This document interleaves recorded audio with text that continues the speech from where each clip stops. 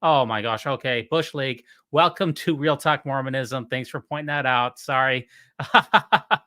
Welcome to everyone who's come out. I really appreciate that. Mike Moore, Howie Allen. Nice to see you. This is Real Talk Mormonism, number 14, live calls and conversations on StreamYard. Hopefully you like my new look here. I've tried to center myself, keep the screen down to a minimum. Now, whether you don't know the first thing about the church or you're currently serving on the Strengthening Church Members Committee, this is the place for you to come in and talk. Now, you will see that my moniker here says DDoS Annihilator, because we had an absolutely insane episode last time, which was absolutely off the hook. If you missed the last Real Talk Mormonism, number 14, this was insane because we got a DDoS attacked.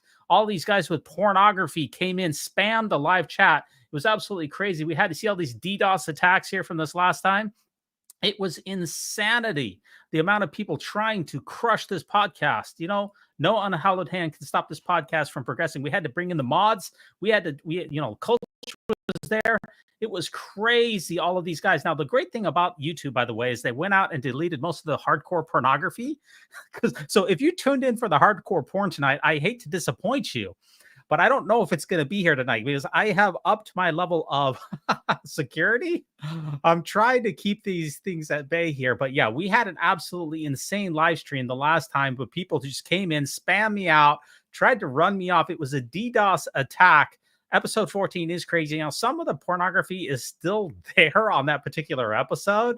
So I guess if that you're into that kind of thing, then you can certainly take a look at it. Believe me, this isn't the kind of pornography that most people really are into. That we're not talking about Sports Illustrated sim swoop models here. And we're not talking about we're not talking about Zac Efron. We're talking about some really, really raunchy stuff. It's still in that episode 14. If that's your cup of tea, it is there for you. We bring it all here. That's why I'm calling myself the DDoS Annihilator tonight. I am taking no prisoners whatsoever, and we're going to make sure that that doesn't happen again. Luckily, I've got my mods out there that are going to help me out. I really appreciate that. And I showed I just make random thumbnails for this show here. But if you look at this thumbnail, how handsome does that look? Come on, give me a thumbs up on that thumbnail. That is quality here. Now, I showed this thumbnail to my wife and she about laughed me out of the car. She said, if I ever became a police officer, I would just let everybody go. It'd be a complete and utter joke. And also that the power would go straight to my head. And I agree with her. The only thing that I could possibly arrest somebody for would be murder. All these parking tickets, all of these minor traffic, going 7 over in a 55. I'm not giving anybody a ticket for that. But yes, that is my thumbnail. Of course, I'm using AI to help me with those pictures. Being a cop is probably one of the last things I could possibly think of. Although my son is actually thinking about going into law enforcement, and I definitely wish him the very best. We definitely need good law enforcement. There's no doubt about it. I just want to comment about the other live stream that's going on here with Radio Free Mormon over there on the Mormon Discussions platform. Look, I don't think that Jenn Camp has acted in good faith, and that much seems obvious. I do think that she is actually a victim as well. And I'm not going to watch any more of these Jenn Camp parties, and I'm not going to dunk on her. She's made some poor decisions in life, and I think that we need to offer her grace, and I think we need to offer her charity. And I realize that she's apparently done quite a few dumb things, but I take no I don't know. It feels to me like a victory lap. Like, somebody messed up and now we're going to pile on. I'm not going to watch those live streams anymore. That's not what I'm about. I'm not going to follow that on the Mormon News Roundup. Look, I hope that Jenn Camp, she's made some mistakes and I hope she's held accountable for it. But it seems kind of perverse to revel in it. It seems like people are really happy that her life is falling apart. That's what you see in the comment section time and time again. Boy, I can't wait until she's in prison. Oh, I can't wait until she's homeless. Oh, I can't. It's great that she lost her job. I don't think any of those things. I hope that Jenn Camp gets some help, and I hope that she faces the consequences for her actions, but I'm not going to revel in her destruction. She's self-destructed, and I'm just not going to watch it, okay? That's just my opinion on that. Now, for tonight's episode here, and as Doug Vincent said, I'm done with Jenn Camp watch parties. I am 100% with you, Doug. Look, as I said, it appears that Jenn Camp has made some really bad decisions out there. That much seems very, very obvious. She's engaged in bad faith. She's harmed a lot of people. I understand that. But she's going to be held accountable for that. And having a watch party over it where we dunk on her, as a lot of ex-Mormons out there are trying to dunk on her, I find it to be distasteful. So let me know in the comments if I really have missed it. Heidi Robinson says, all have sinned and fallen short of God's glory. Look, I've made lots of mistakes in my own life, and I don't want anybody to have a watch party to go over all the things that I've done wrong either. I wouldn't appreciate that. And so I'm just not going to do it. As Lee says, she probably needs help and she does cause severe anxiety on the other side. I definitely agree. It seems like she does need some help. This is what high demand religions do to people. They can really mess up your mental state and you can begin lashing out at people, kind of as a knee-jerk reaction because you're in a high demand religion. I understand that. And she's definitely seems to have caused quite a bit of harm to a number of different people. But that doesn't mean that I am going to try to be happy that her life seems to be spiraling out of control. That's not really what I'm going to do it. I'm surprised they keep it going. As Cultural Hall said, Doug, look, I watched the first couple of them and I was interested in it. But as we continue to do so, I'm just not going with it. And as Howie said, Dives, I so agree with you. I posted that on RFM's site a while back when we went over to the bar complaint. And I tune in for Mormon discussions for their insightful content, for their deep research. And this isn't what I want to spend my time. I consume a lot of media content out there. I mean, it's really, really absurd how much YouTube videos that I watch and how much content that I consume. I watch a lot of channels. I mean, I'm watching just today, I'm watching Michelle Stone. I'm watching Radio Free Mormon. I'm making a podcast on my own. I don't have the mental space here to keep up with what's happening with Jenn Camp and her life. And the question is, why should I care what is happening to her? And it's kind of like people line up on the side of John DeLynn and Radio Free Mormon, and they say, these are our champions. Anyone that harms them, we need to hate. And I don't want to hate Jenn Camp. I don't want to hate anyone. And these seem like hate parties. And that doesn't seem healthy to me anyway. As Heidi Robinson said, who's Jenn Camp? She's a person who used to work at the Open Stories Foundation. She used to be the director of operations at Mormon Stories. She helped organize a lot of things, some of the interviews, scheduling things, getting the guests over there at Mormon Stories podcast. She used to run some of the payroll, get the mail, do some of the legal things, and set things up. And then she had a falling out with John DeLynn, and then things got really ugly. I understand that. She was a former co-host on Mormon Stories. She was occasionally co-host. And quite frankly, I was not impressed at all with her co-hosting abilities. I thought that she was, and this is the pot calling the kettle black, right? I've had a lot of co-hosts in the Mormon News Roundup. I've had dozens. I mean, I'm coming up on 1,000 videos here, folks. 1,000 videos of the Mormon News Roundup. I don't know what I'm going to do for my 1,000th video, but it is going to be off the hook. And as far as her co-hosting abilities, I'm not impressed. I've also watched some of the episodes of her new podcast, which is Our Truth Be Told. I am also not impressed. It seems like her departure from the church affected her in really profound ways. I mean, really, really serious psychological issues. She said that she was sexually assaulted while she was in the church. She said that there was a purity culture. This is a really broken and really tragic person who's not really ready, in my opinion, to be in the public sphere, to host podcasts and to be part of this. And I just don't want to have any hate parties on this. Earthler, it's glad to see you. And I think as Doug Vincent, I think what really got her in hot water was teaming up with Rosebud. And Rosebud is somebody who accused John DeLynn of sexual assault and sexual harassment.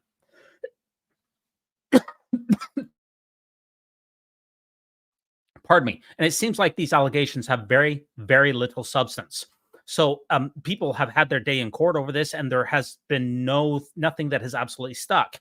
I think that people are innocent until proven guilty, but I also believe strongly in the mantra that we should believe all women. And it seems like Rosebud has had her day in court and that she lost. And therefore, that's how our society works. We file complaints. If the court's adjudicated in our favor, we collect the prize. If the courts rule against us, then we take our licks and move on. And it doesn't seem like she's done that. Okay, now as far as content for tonight, if you want to call into the show here, you can just follow the link that's on the bottom of the platform of the show here. I can create the banner here. If you want to join the show, I can add the banner. Scrolling along the bottom here, talk about anything that is LDS related. I'm going to be a little bit more careful so that the DDoS guys don't come in and get me. I'm trying to be a little bit more careful about that. So, but in the meantime, I'm going to go over some of my favorite videos out there, which is, first of all, if you're not familiar with Generally Unquotable, this is one of the most fabulous channels out there.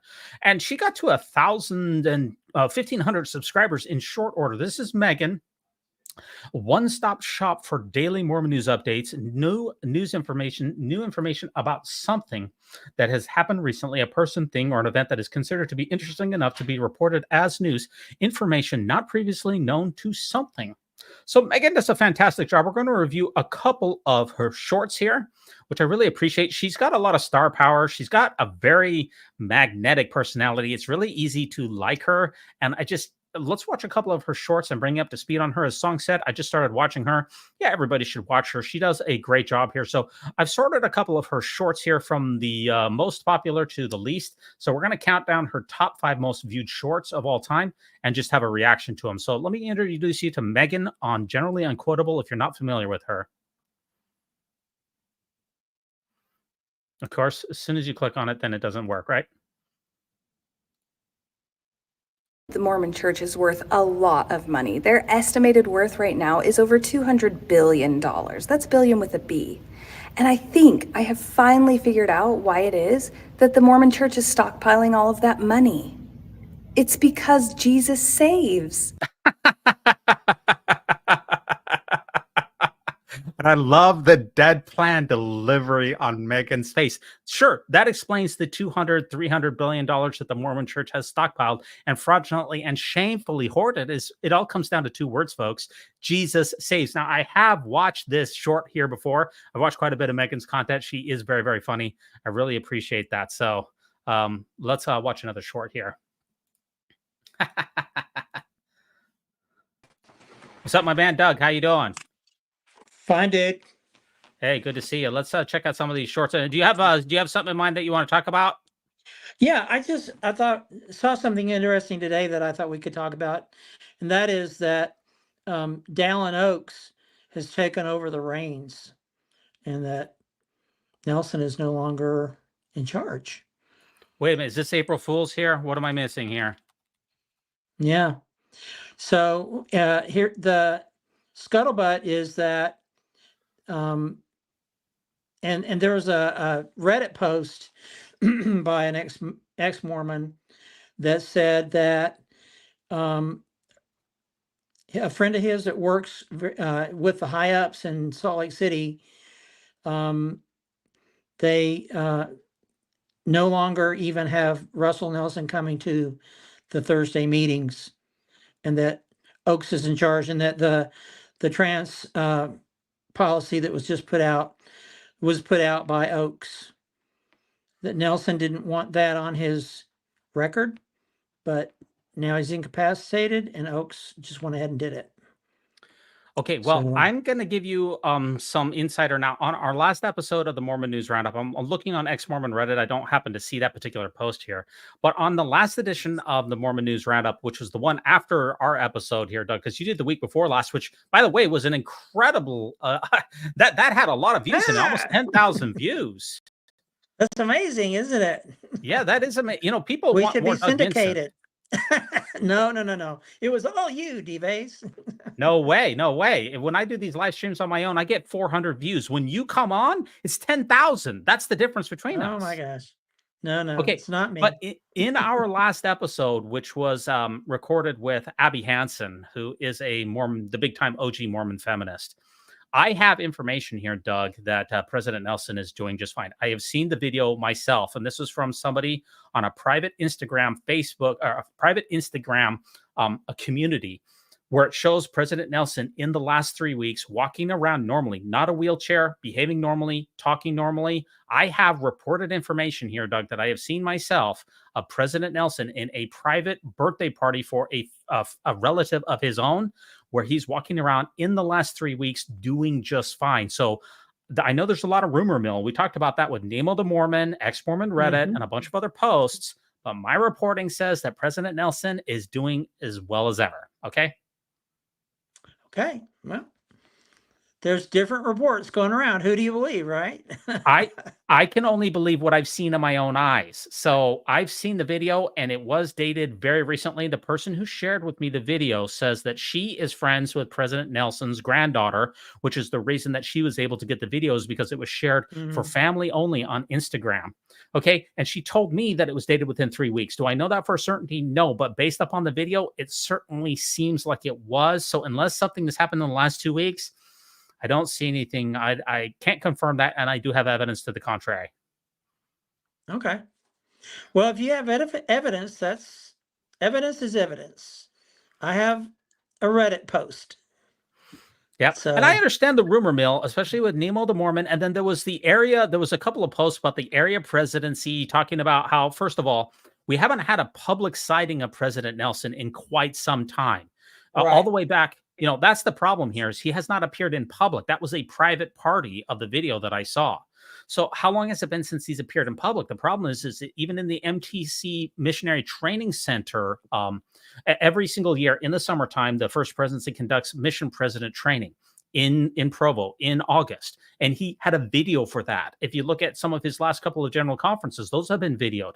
When you look at his, when he was supposed to accept his award for the Mandela Peace Prize, he sent that into Morehouse College as well. That was also video. He's been sending in a lot of videos and has not appeared in public since the last general conference, where he was only in there for 1 or 2 sessions. So it has now been almost 5 months since he has had a public appearance. Even when the president of Ukraine, Zelensky, came to church headquarters, President Nelson did not come out. So I understand the scuttlebutt since it's been almost 5 months.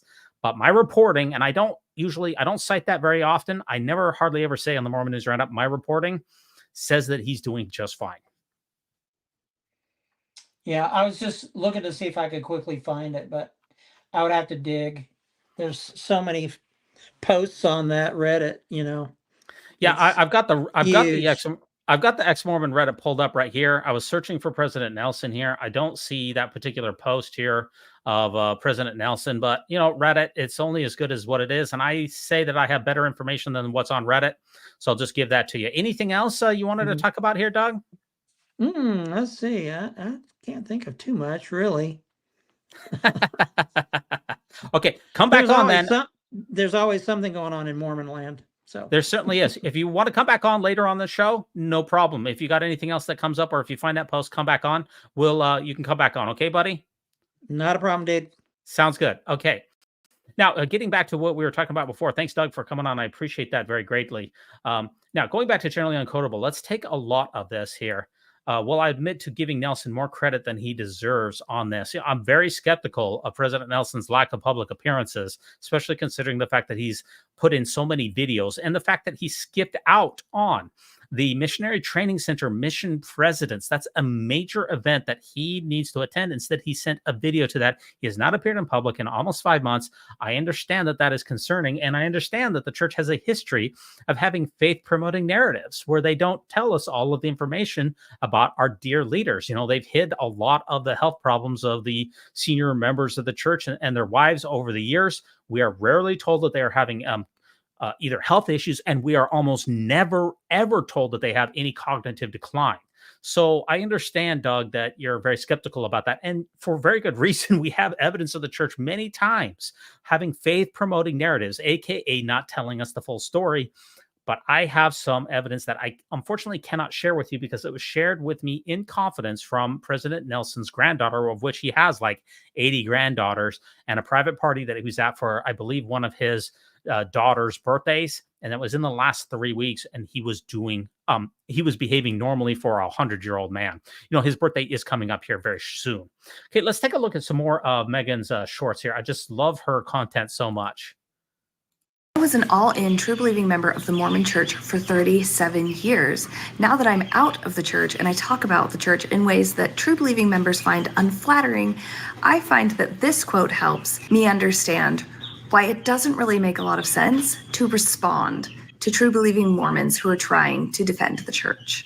From @fitting-right-in, something I learned the hard way: you can't make people understand you who are dedicated to misunderstanding you. Active believing Mormons are dedicated to misunderstanding ex-Mormons because they are told to misunderstand them by their prophet who talks to God in statements such as the following. When someone you love attacks truth, think celestial and don't question your testimony. Never take counsel from those who do not believe. Yeah, and that's I was an all-in, true-believing member. Yeah, that's really one of the most harmful quotes that came out. This was 2 general conferences ago where we got 3 it was a trifecta on President Nelson. First of all, we got the thought-stopping technique of think celestial. That has become his catchphrase and his hallmark. It has creeped up in all of the general conferences since, and it's kind of like a calling card for people to venerate the dear leader. It is a thought-stopping technique, which is oftentimes why I put it at the end of my podcast. I always say, always remember to think celestial, and remember, no unhallowed hand can stop this podcast from progressing. It really reminds me of like Warren Jeffs with the keep sweet, pray, and obey. In other words, you're basically think celestial just means think Mormonism all the time. View the world through rose-colored glasses. Never use critical thinking. Never question. Never doubt. Never use your critical faculties that God supposedly blessed you with. It's a thought-stopping technique. Number 2 of the General Conference from President Nelson that was harmful was his counsel to never take counsel from those who don't believe. That's an incredibly harmful take. And I know that a lot of people want to say, well, it's never take counsel from those who don't believe regarding spiritual matters. But I reject that. And the reason is because in the last General Conference, President Nelson put in footnotes to clarify things when he wasn't being clear about paying tithing, which is a different subject that we can talk to altogether. But if his message has been perceived as very harmful, especially for those in mixed faith marriages. What do you mean never take counsel from those who don't believe? I can't talk to my wife or my husband who's not a Mormon. That makes no sense. That absolutely is it's a high control tactic that doesn't belong in our modern day society. And I really reject that premise altogether. That's if he was being unclear about that, then he could have put it into the footnotes in his general conference to clarify it, that it was only with regard to spiritual matters, but he did not. So that's unfortunate. And the number 3 bizarre doctrine that we got from 3 general conferences ago is President Nelson resuscitating the bizarre TK smoothie doctrine of those who don't pay tithing and drink coffee will then be relegated to the telestial kingdom and will have a telestial body, which according to the 10th president of the church, Joseph Fielding Smith, and also Bruce R. McConkie, that you will have your genitals removed in the afterlife and that you will have a telestial body that is incapable of celestial sex. So it's really a trifecta here. And that was one of the most harmful talks that we've had in recent times. Even some of the faithful podcasts out there, I remember listening to This Week in Mormons, which is basically a competitor of the Mormon News Roundup, right after President Nelson's talk there because I wanted to see how they would address it. And they were actually pretty fair-minded about it. And they had a couple of guest hosts on it who said, you know what? What we need in General Conference is that all of the General Conference talks are screened by mental health professionals before they're approved to be spoken in General Conference, because this type of rhetoric is very harmful to people, and they bemoaned that there's no filter for these guys and that they are completely out of touch. And you're getting that from a very faithful, This Week in Mormons is one of the most faithful, sweet, syrupy Mormon church promoting podcasts out there. If they can recognize the harm of this type of language, then it is absolutely, there's just no place for it. And as Lee said, well, then we shouldn't take Rusty's counsel. Well, the idea is never take counsel from those who don't believe in Russell Marion Nelson Sr. If they don't drink the Kool-Aid just like him, then you're not supposed to be talking about him. And as Doug said, it's a clumsy generalization, which I expect better from people who have such a... You have a moral and an ethical responsibility when you're a so-called global faith leader of 17.2 million members. You need to be more careful in your language as to not cause harm. And if that is your intended intent, then that is disgraceful. And if it was a clumsy generalization, then shame on you. Either way, it's not good. Godly sex only in Mormonism? Well, it just depends on who you're hooking up with there. It just depends. Let's get a couple more here. We're going to do the top 5 here.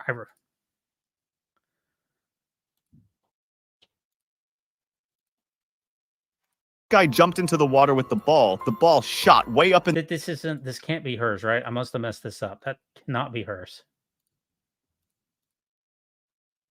80s and 90s. I have 13 siblings, and because my parents were very obedient to the Mormon prophets, we had a basement full of food storage, of which roughly half was 5-gallon buckets full of wheat. Some of it got used, but most of that wheat ended up either going bad or getting tossed out. Here are some pictures of what it looks like when someone leaves the church and decides to get rid of all of that old expired food storage that the prophets from the 80s commanded them to keep. I now live in Texas that's prone to big storms and power outages, so I think it's sensible to keep clean water on hand and a little bit of extra food. However, it feels really great not to have a closet full of food just waiting to go out of date, and to let go of the fear that comes with apocalyptic thinking. Happy Wednesday, y'all. She has just the best way of summing things up. She has a deadpan look, and then when she hits you with a smile, it's really effective. So I remember, when I had graduated BYU and I got my first job, I was, teaching school, and I was also, I was a doctoral student at the University of Utah, and I had some jobs on the side to try to make all of ends meet. I spent at that time $10,000 on premium food storage, which is just insane. It was a major sacrifice for me. And of course, what happened to that food storage? It was mostly in dry goods. It was mostly in these type of wheat things that she exactly showed there. And of course, that stuff only lasts, the freeze-dried stuff, the dry goods, it only lasts for about 30 years. And it's been 30 years. We ended up having to throw it out. And even in the meantime, after that stuff had worn out, we bought another set of it to replace it. So we had 2 full sets of food storage, which we never used. And of course, the irony behind food storage is the fact that the couple of times here where we've actually maybe needed food storage, which is the financial panic of 2008 and also the COVID pandemic. If you look in the General Conference corpus, which is that online database that tracks the usage of the word food storage in General Conference over the years, and you can track any of the keywords there on that particular site. If you search for food storage, it was at an all-time low in 2019, meaning it had only been mentioned twice in the last year in General Conference. In other words, it was completely and utterly relegated to the dustbin. This was a concept that was popularized in the 80s and 90s that eventually, as the apocalypse didn't happen, as Y2K passed us, as Jesus hasn't returned, all of those people with the food storage ended up having to throw it away. So if what we would expect to see from an organization that was led by supernatural beings, what we would expect to see is that the mentions of food storage would go up right before COVID or right before a financial panic, and would be at a low when the economy was really good, like back in the late 90s when Bill Clinton, who was an economic genius, and the only time we actually balanced the budget in the last 25 years, when the economy was absolutely humming, inflation was low, and life was good. But instead, what we saw is the exact exact opposite. In the late 90s, the mentioning of food storage was at an all-time high, and we had people like Spencer Kimball in particular who said that we needed to plant gardens in our own lives. I understand all of that. The problem here is that if you had taken the money that you had spent on food storage and invested it, I wouldn't have wasted the $10,000 I spent on my first stash of food storage, and I wouldn't have wasted thousands more dollars on the second stash of food storage, because trying to eat these freeze-dried goods and dehydrated goods is incredibly difficult. They're not palatable. They're hard to prepare. It's really, really a challenge. So instead of wasting, I don't know, maybe $15,000 on food storage in my life, I could have $15,000 in the bank plus the accumulated interest. I would probably be something around the maybe $50,000 now. I mean, we're talking late 90s until now. That is a much more responsible way of preparing for natural disasters, especially since most Mormons have not really had to dip into food storage at any time, except for the pandemic. And as I already explained, the church dropped the ball on all of that. So as Doug said about Megan here, I love her. She's really thoughtful and finds interesting things to talk about that I would probably have never seen otherwise. Yeah. And songs. I learned that wheat won't actually go bad. You just need to spray it with water and it will regrow. My understanding is that it only lasts for about 30 years. I don't really know. And as far as Mike, it's unrealistic emergency. Losing your job is way more common than experiencing the apocalypse. That's the whole point, is instead of teaching people to be financially self-reliant, we have taught the opposite. Instead, you give your excess money to the church. Let's look at another one of these by Megan here. I got to get some water here. Mitt Romney, well-known Mormon politician, caught in a moment of refreshing honesty. I think everybody has made their own assessment of President Trump's character, and so far as I know, you don't pay someone $130,000 not to have sex with you. Next up, Mitt Romney, well-known Mormon politician, caught in a moment of refreshing honesty. Sorry, I had to take a little break there because I had to get a drink. But as far as I do like what first of all, Mitt Romney and Donald Trump, you cannot find two more antagonistic politicians in the entire world. Now, Mitt Romney is the only one of the Republican senators who voted to impeach Donald Trump. I think he's the only senator in all of the impeachment trials in U.S. history that has voted to impeach his own party. So Mitt Romney is absolutely, basically detests Donald Trump. There's no doubt about it. But what Mitt Romney said was right. You usually don't pay $130,000 to cover up sex with a porn star if it did not happen. That doesn't make any sense to me, especially since the National Enquirer had already bought the rights to it was a catch and kill program. So yeah, there's no doubt about it. Look, I'm a big fan of Mitt Romney. I really like him. I voted for him for president. I thought he would have made a great president, especially considering the fact that he had good governorship experience. He was the governor of Massachusetts, and he worked across the aisle there. He was a very moderate Republican who worked with the Democrats, and he's actually the one who brought us the precursor to Obamacare. Then he had a very successful private industry career at Bain Capital. Number three, he's a person of absolutely impeccable morals. He's upstanding. His character is unquestionable. He is a very moral man as far as, he's never had any allegations of any impropriety whatsoever in his entire life. And finally, he also rescued the Olympics. That's an international savior for the Olympics. I was a big fan of Mitt Romney. I wish that he would have been made president, but that's just the way that it is. I'm sure that's not going to earn me a lot of favors out there, but what can I tell you? Doug says that he voted for Obama. Yeah, I appreciate that, Doug. I can totally understand why you would do that. I was a Mitt Romney fan.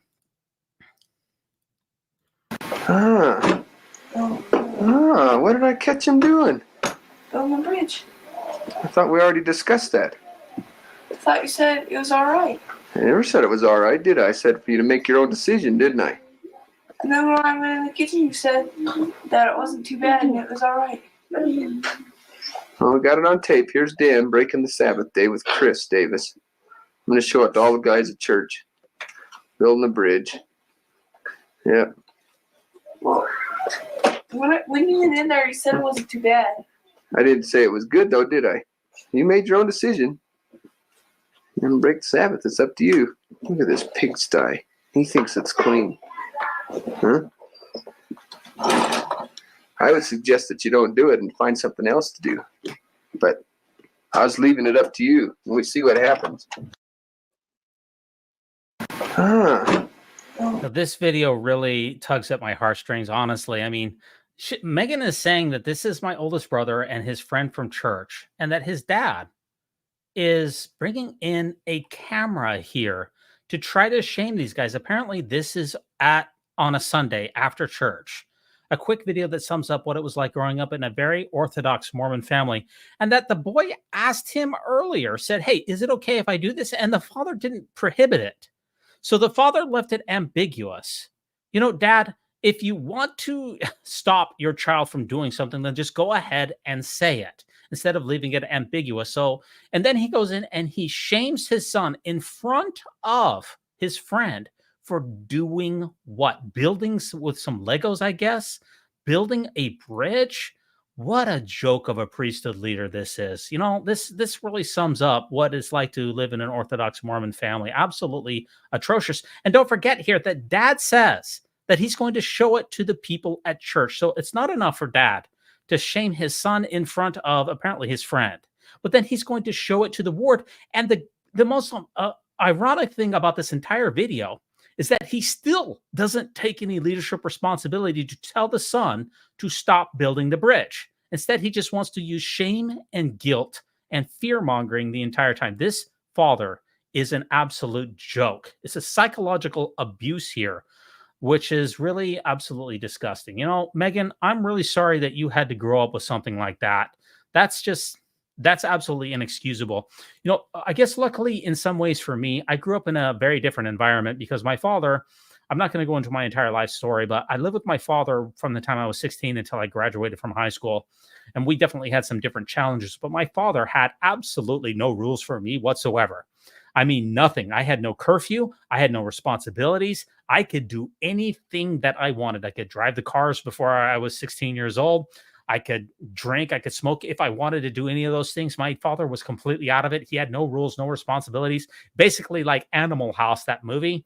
I had to run the house and it was just me and my dad. And I guess I can get into that another time. So I guess Megan and I grew up very opposite from one another. So it's kind of amusing that we have ended up in the same place. And I don't want to let out my cats out of the bag, but Megan has agreed to come onto the Mormon News Roundup here in a couple of weeks. And I assume that we'll be able to get together, and that's going to be absolutely great. Now, Ice Cream, Mitt Romney's a slime ball. He flopped from one party to another to get votes, and his mother fought for abortion. Now, I thought that he was a Republican his entire life. I didn't think that he swapped over from the Democratic Party. I could be wrong about that, and I definitely did follow Mitt Romney's career quite a bit. But yeah, I'm not familiar with that. Now, a couple other videos here from Megan as well. I've got a couple last ones here. I don't think we've seen this. No, we did see this. Okay, now, one of my other favorite channels out there is Pine Creek. If you're not familiar with Pine Creek, I just love this guy. He is absolutely great. He has all of these weird, controversial takes. Everything is, if you want to join Doug for a live stream, he does all of these live streams, and he does a similar concept here, open night call-in programs where he talks about theism, and he talks about politics, and he talks about religion, and he has Ask Me Anything. He talks about economics. This guy, absolutely nothing is off the table. I really like his entire concept of his entire show. And look at this, Mormons debating Christians. In fact, right here, he's reviewing the Jacob Hansen debate right here. And I don't let all my cats out of the bag, but I have in the works a response to that Jacob Hansen and Trent Horn debate, which they recently had on the divinity of the Book of Mormon. Maybe I can give you guys a sneak peek of that. If you remind me to talk to you about that later, I can at least show you a little bit about what I've been working on. I've got a big project on that Trent Horn, Jacob Horn debate, which I'm not going to let all my cats out of the bag. But anyway, Pine Creek is a great guy. He's got a lot of interesting takes here. I want to watch a couple of his videos here because he has the most amusing videos. I really like him. Anything that satires politics, religion, woke culture, and conservatives, that's my cup of tea. So this is what I mostly be listening to, is this type of stuff here. And this is from Back to School. This is Rodney Dangerfield in Back to School. What was that late 1990s classic where he allegedly goes back to school. He's a famous businessman. And here he's in his class here. Rodney Dangerfield is a student who's, a full grown man. He's like a 50-year-old man, and he's also very wealthy. And now he's joined Professor Turgeson's history class here, played by the indomitable Sam Kinison, who's a legendary comic. And the redubbing of this is really amusing. Let me play this for you. I get upset. I've yelled. I do like that a lot. I really, really like that. So Sam Kinison is famous for being unhinged, very angry. And of course, he brings up the point here. Why didn't the Republicans sign the immigration bill, which was bipartisan? This is one of the most, in my opinion, President Biden, for all of his faults, especially the fact that he's quite old and not again seeking re-election here.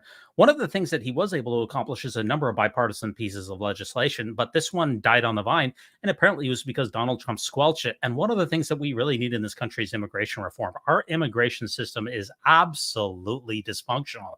My sister is an immigration lawyer in New Mexico, and she deals with a lot of people who are undocumented, and just the amount of time that it takes and the hoops that you have to go through and the money that you have to pay to lawyers like my sister and others, the complexities, and then the Supreme Court has dictates, and then the Department of Immigration and Immigration and Customs changes things, and people are left in limbo, and you have people in asylum and they're leaving countries where they're absolutely being brutalized. Our system is fundamentally broken. We have a number of dreamers who are in this country. About I believe it is somewhere around the neighborhood of 10 million people who are here who were born in the United States, but their parents are not legally here.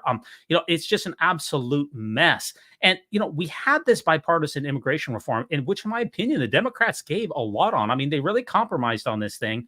And I thought that it would have been a good bill. But the problem here is that Donald Trump, in my opinion, played politics with it, and he killed the bipartisan immigration bill.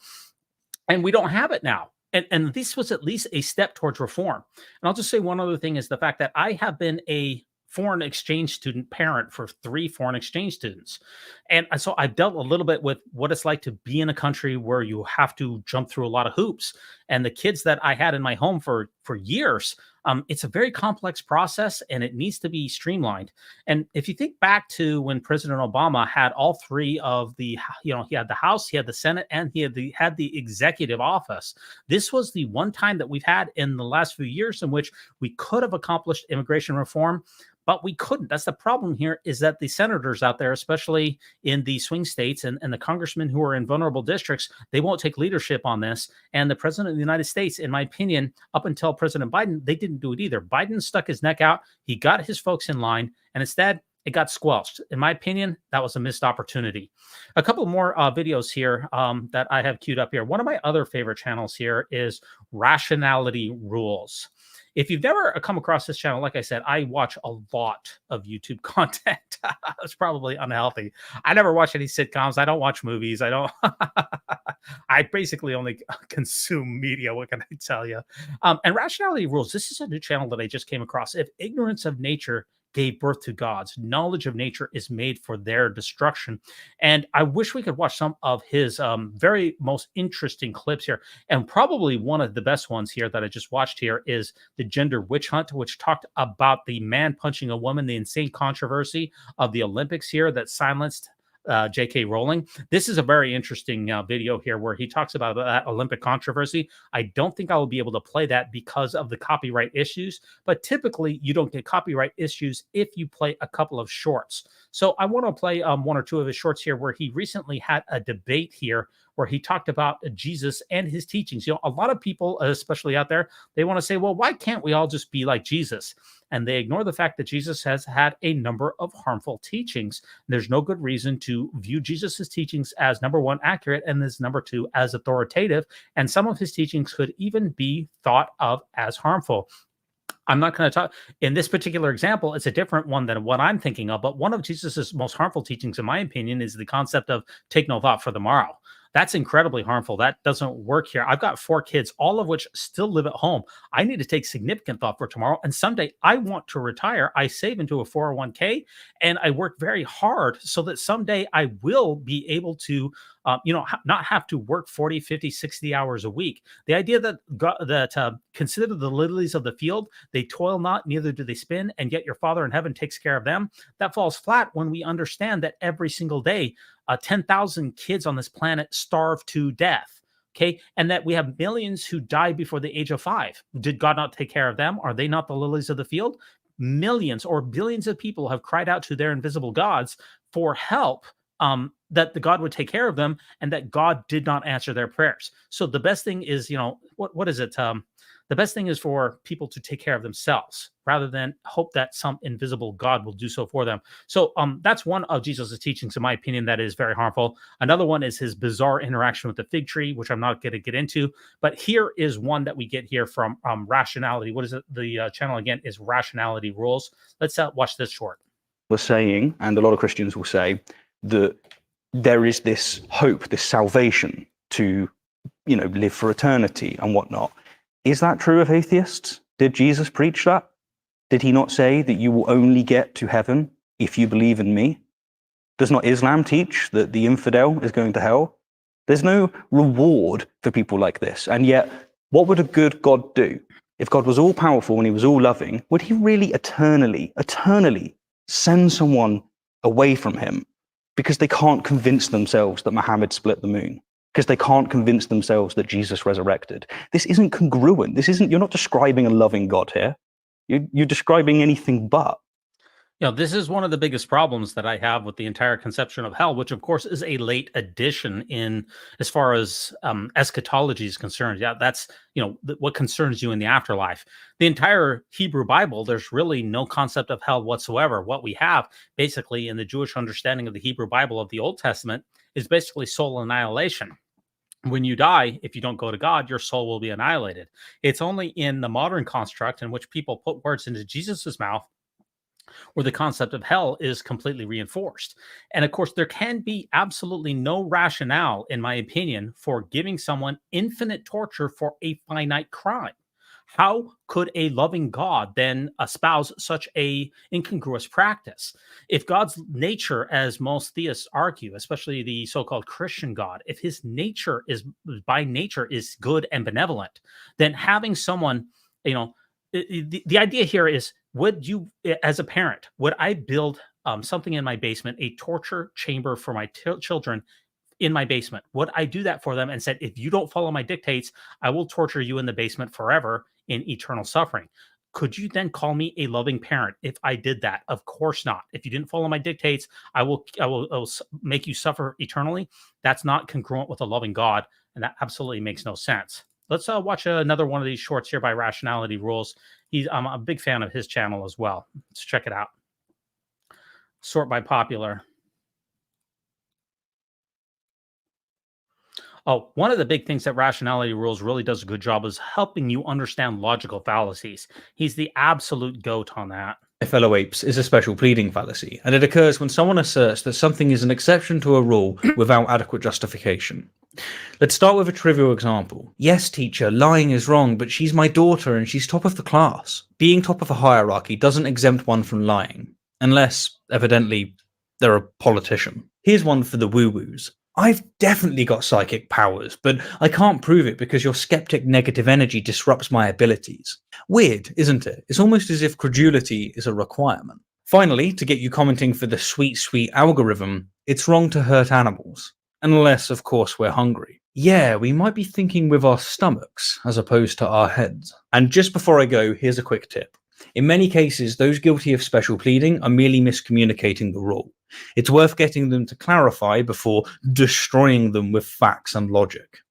He brings up a very good point here, especially about the mistreatment of animals, because as we've seen, unfortunately, a lot of our, especially in the West here, our entire food industrial complex here is built on the backs of animals who are typically bred in very, very poor conditions. We force antibiotics on these animals so that they can, exist in very, very short and compressed time frames.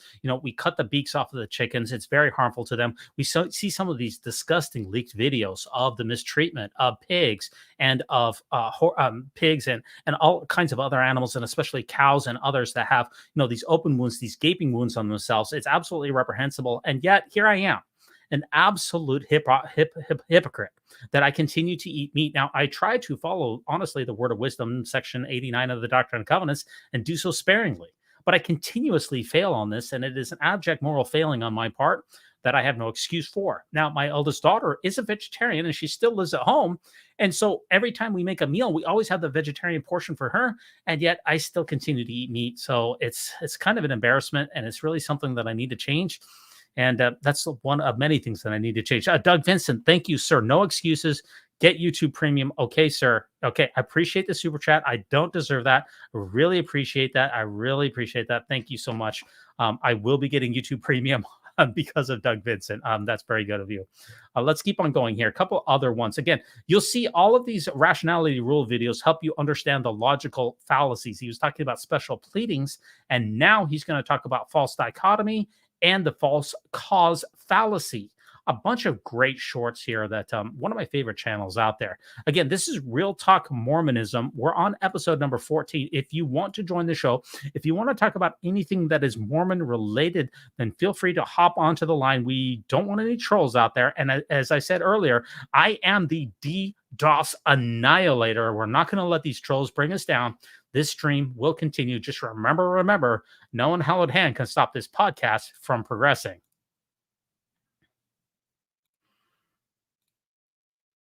Well, that didn't work. Sorry, one more time. My fellow apes, is a black and white fallacy, also known as a false dichotomy. A black and white fallacy occurs when someone presents two states as if they are the only possibilities, when more may exist. For instance, you either like my appearance or you don't. Except that's not quite true, is it? You could like my appearance in some respects, such as my rugged beard, but dislike my appearance in other respects, such as my glorious mane. Here's another one. The pyramids were either built by aliens or by random chance. Or, and bear with me here, maybe, just maybe, humans built them. Yeah, that's right, there's a third option. Humans built them. Stop being weird, stop watching the History Channel. Now here's a doozy. Will you donate to starving children, or do you hate children? Yeah, you're getting the hang of this now. It's perfectly possible to donate and hate children. All right, last one. You'll either subscribe or won't subscribe. No, wait, that is actually a legit dichotomy. I'll either see you in the next one or I won't. You definitely will, because I'm going to be watching all of his content. There's no doubt about it. Okay, we'll watch his top 5 too while we're at it. Here we go. False cause fallacy. If you're not familiar with that, you're about to be educated. My fellow apes, is a false cause fallacy, also known as a causal fallacy or a questionable cause. A false cause fallacy occurs when someone assumes that a correlation between two things means that one caused the other. For instance, the more often I talk to fast food cashiers, the fatter I get. Weird, right? No, the talking isn't the cause. The lack of talking due to the face being stuffed with greasy food is the cause. Here's another one. Complexity requires a creator. I mean, just look at the complexity of the human eye. Ow! No, complexity isn't always caused by a creator. As Chucky D explained, complex structures can, and indeed do, evolve through the unconscious forces of nature. Here's a good one. I only failed my logic exam because I'm a Pisces. No, you egomaniac, you failed your logic exam because you believe that the sun's apparent position relative to arbitrarily defined constellations at the time of your birth somehow affects your personality. Alright, last one. As temperatures have gone up, the number of pirates have been in decline. You see, pirates are just horrendously misunderstood climate activists. I do like all of these fallacies, and I really appreciate that. One reason that I have been watching his channel so much is that I do want to get into more of the debating aspect of Mormonism. You know, as I've mentioned, on Tuesday, I will be releasing an episode here where I will be accepting the challenge from Jacob Hansen regarding is temple construction the single best way to alleviate poverty? And I need to be able to understand all of these logical fallacies if I'm going to enter into the debate sphere. And I've really been watching quite a few debates here recently, so I'm trying to brush up my Shakespeare. We'll see how I do. I feel like I'm going to be able to hold my own. We'll just see how it goes. Now, I think that's good on. I think that's good on that. A couple of other shorts here from my own channel. You know, if you missed our episode with Abby Hansen, the OG Mormon feminist, you really missed out. This was our last episode, which we just aired here. It was a really good episode. And by the way, I've already recorded the episode for tomorrow's news roundup here. I've already recorded it with the #1 temple buster, Rebecca Biblioteca. She will be coming onto the program. We've already recorded it. I've already edited it, and it's ready to go tomorrow night at 9:30 p.m. Eastern Standard Time. If you come on over to YouTube at that time, you can interact with me, your humble host, and you can do so at any time right now by following the link. What I really wish the people would come on is I want TBMs to come onto this channel, tell us why we're all supposed to be Mormons. Let's have a rigorous and thoughtful debate about that, because that's what I'm really interested in. But it seems like no one will take me up my challenge. That's unfortunate. But this is one, a short that I released this last week about beauty standards and LDS leadership. Let's just take a peek. article here this week. What did you write in the Exponent about the beauty standards for LDS women in leadership? This is the post I put up this month. There's been stuff in the news right now about plastic surgery in Utah. I have a whole list of blog posts I've written and never actually got around to publishing. And I was like, oh, this is a good one to go with the theme that everyone's talking about right now. So I pulled it out. What I had done is I had looked at all of the women's general auxiliary presidents, not the counselors, but just the presidents, because they are all chosen by men. Women in the Relief Society do not choose their own leaders. What is there an unconscious bias? Do the brethren have a type that they look at and choose as leaders? And yes, they do. Actually, Claire and I were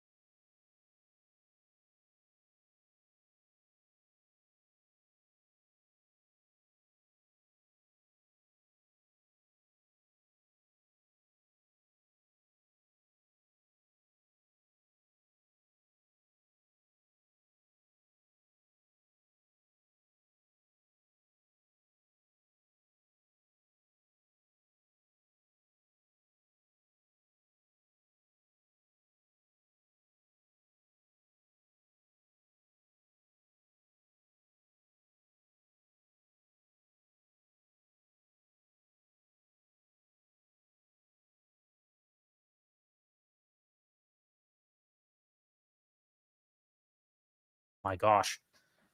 Oh my gosh. Sorry, I am so Bush League. I am really sorry about that. Oh gosh, I got to pay attention to the chat here. Oh my gosh. Oh, so Bush League. Look at all of these women here. They're very, very Bush League. Sorry, guys. Really sorry about that. Hey, let's just let's see if we can get Rodney onto the program. Rodney, what do you want to talk about? What Mormon thing do you want to talk about here, Rodney?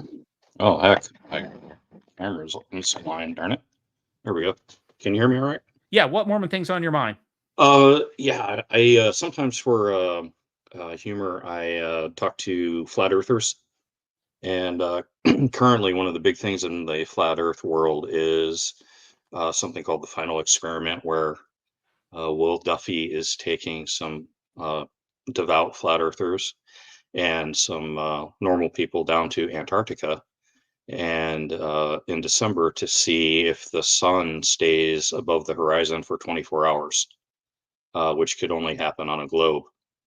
He's calling that the final experiment. And it kind of dawned on me, where I was kind of thinking, I wonder what a final experiment for Mormonism would be.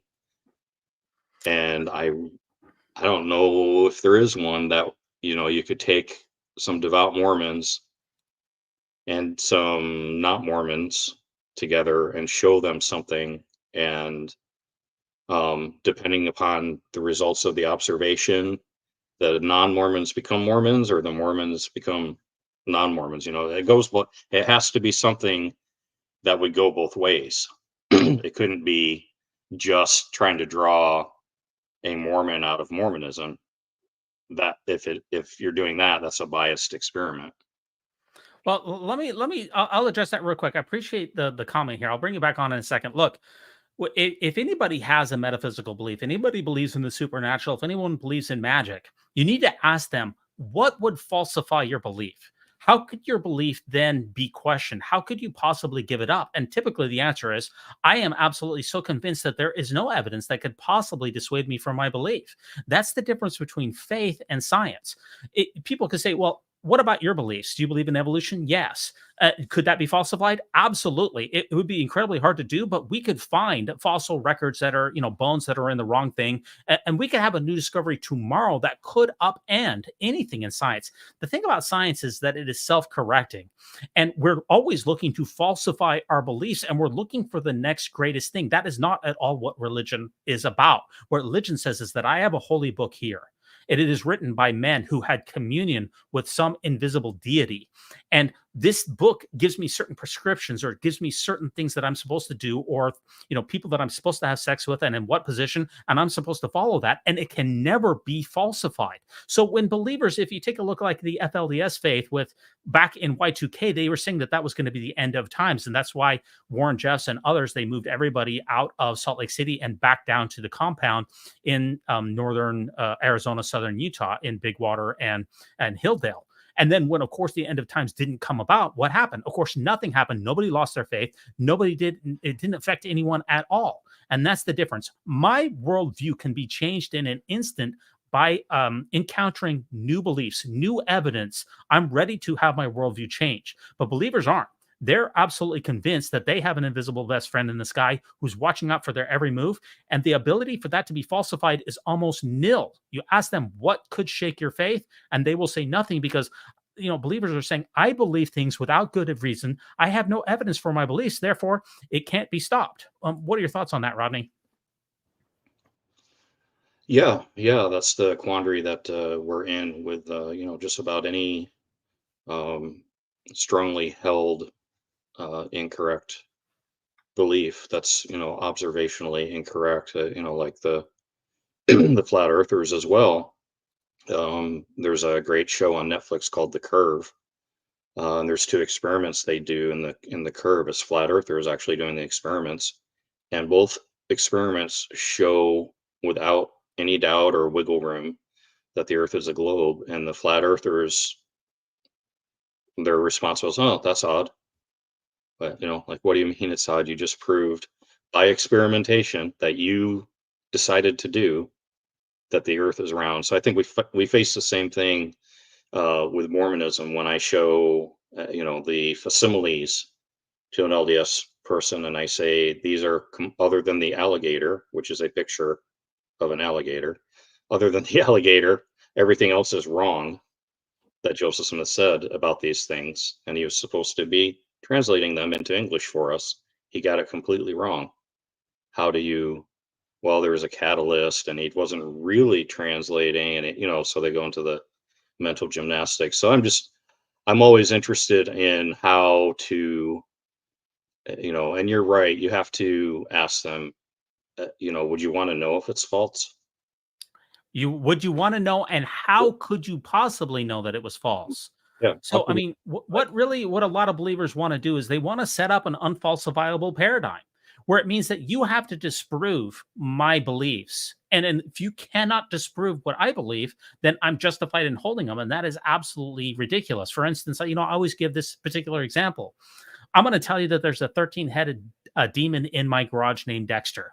Go ahead and prove that that's not true. I'm gonna place that on you, Rodney. Can you prove that my 13-headed demon in my garage named Dexter is not real? Can you prove that right now? Go ahead, try. Nope, I cannot disprove it. Yeah, you can't disprove it. Now, obviously, as you mentioned, when it comes to, this is one of the great things about Mormonism, to be honest with you, is because Joseph Smith brought forth certain translated books. And those books, in contrast to, say, the Quran, for instance, which is supposed to be the immutable word of God, and it has few scientific claims, although it certainly does have some, the Book of Mormon and the Book of Abraham are subject to scientific scrutiny in the way that many religious texts are not. And as you pointed out, the Book of Abraham is an absolutely demonstrable sham. In particular, the facsimiles are absolutely wrong. Out of all of the three facsimiles that we have, Joseph Smith only got maybe 2 out of the 40 or so figures correct. It's the smoking gun of Mormonism. And if you show that to someone who is in the belief that says, my belief is true and there's nothing that can be done to assuage it, that they don't care about evidence, they don't care about reality, it's going to do nothing to them. So it's really a pointless endeavor. And that's probably the same thing that happens. I'm not that familiar with the flat earth community, but people who don't care if their beliefs are true, it doesn't matter if you're going to show them quote unquote evidence, because they didn't care if their beliefs were true from the beginning. That's why they exercise faith. Faith is the absence of evidence. It's believing things for bad reasons, for no good reason, and in the absence of evidence. So there's nothing that you can show someone that can assuage their faith, because faith and evidence are two totally separate bedfellows. Yeah. Yeah, I think I think the doubling with the LDS paradigm is, I was LDS for almost 40 years. They think the double problem is they think they have evidence.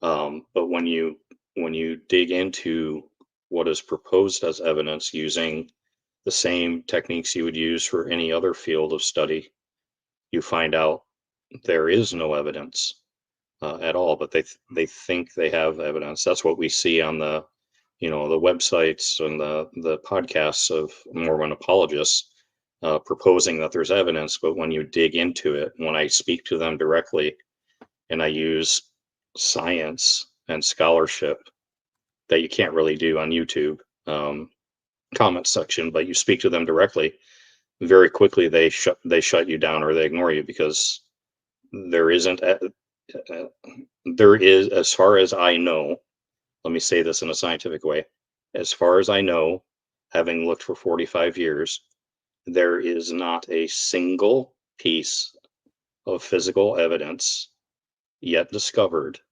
on Earth that would support the foundational claims of Mormonism. Not one. I've found none, and I have looked, and it's not just cursory. I'm looking, at PhD level documentation. There isn't, and so it's very frustrating to know that, be open to evidence. Somebody can show me evidence. Go ahead, show me the evidence, please do. Right. I'm all open. I'm obviously open because I used to be LDS, so I'm open to change. If you show me evidence of the Book of Mormon, actual evidence of the Book of Mormon, I'm going to be LDS, because that's the explanation for that text. If they're really, let me just put one thing out there here. We're going to be doing a review here of the Trent Horn and Jacob Hansen debate, and I've got a special co-host on tap that is going to be legendary. We are going to give this a thorough review. And what we notice in the Trent Horn and Jacob Hansen debate is that Jacob not one time in the 2.5 hours cites a peer-reviewed study. He cites some Book of Mormon stuff. He cites some religious, foundations for ancient research stuff, Maxwell Institute stuff. That's not peer-reviewed.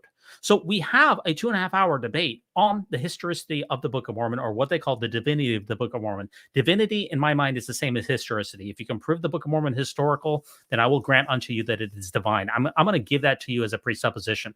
But where is the peer-reviewed scholarship? Not the stuff that's in farms, not the stuff that's in the Maxwell Institute, not the stuff that is being paid for by Scripture Central.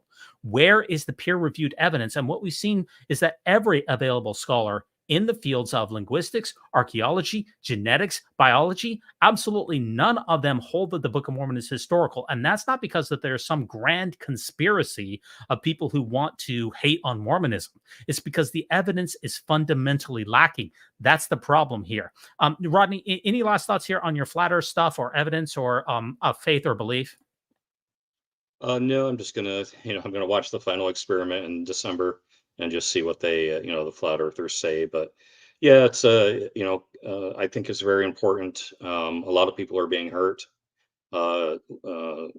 Mormonism is a fraud. It is not benign.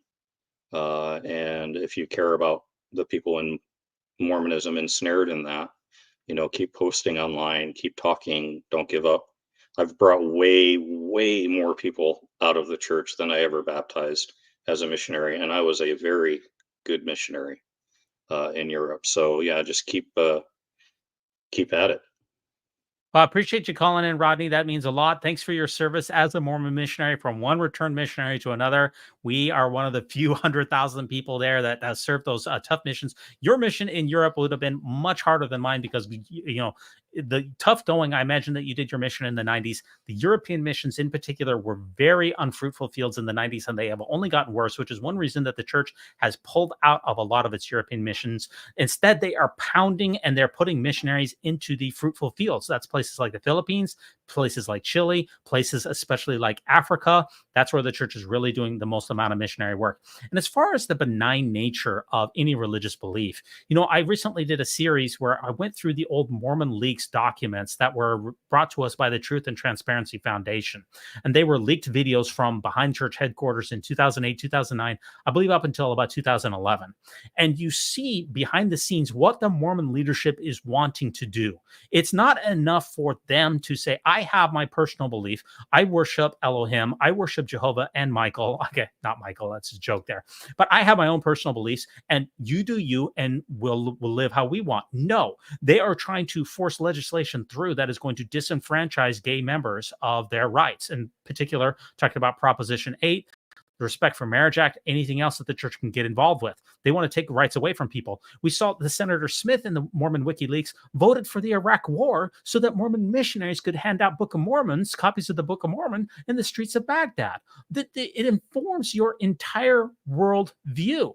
And don't forget that the church fraudulently and shamefully hoarded hundreds of billions of dollars. That was informed by their apocalyptic end-time view as well. I challenge the world to find me an atheist who could have any rational justification for hoarding that kind of money. That is not possible with an atheistic position, in my opinion. That only comes from theists. Belief without data, belief in spite of evidence, is fundamentally harmful to our society, and it should be critiqued at every turn. And I recently had somebody who sent me an email, and they said, you know what? You're doing a good job of critiquing the Mormon church, but just make sure that your critique doesn't extend to Christianity, because we need to make sure that Christianity is upheld. That's where we get our values from. And I emailed him back and I said, listen, any stone that is thrown at the Church of Jesus Christ of Latter-day Saints, it's a glass house. It's going to hit any theistic belief because they're all related. And when we give the review here of the Trent Horn and Jacob Hansen debate, you're going to see problems that Trent Horn has in critiquing Mormonism is the fact that the same critiques that he levies against Mormonism are also against the Catholic Church. It's one big bedfellow. Okay. A couple other here. I'm almost done here. I'm really sorry that I blew the commentary on these beauty standards for LDS women. This is a fascinating article here. It's absolutely crazy to see what these women look like here in Mormonism. Look at there's nobody who's overweight. There's no acne scars here. There's nobody who has any disability. Nobody's in a wheelchair. And, everybody is thin. Everybody's got on the same look. I mean, they literally even have the same lipstick color. They have the same hair color. I don't know if it's dyed or not. I don't know that much about it because I don't really follow the beauty standards, but they follow progressive white Utah-based standards here for beauty. No persons of color. No one is even very short. No one is very tall. Everyone has the exact same look. And that is an incredibly harmful thing to people. If you can't match up to this standard of beauty, I mean, most of these women come from a lot of money.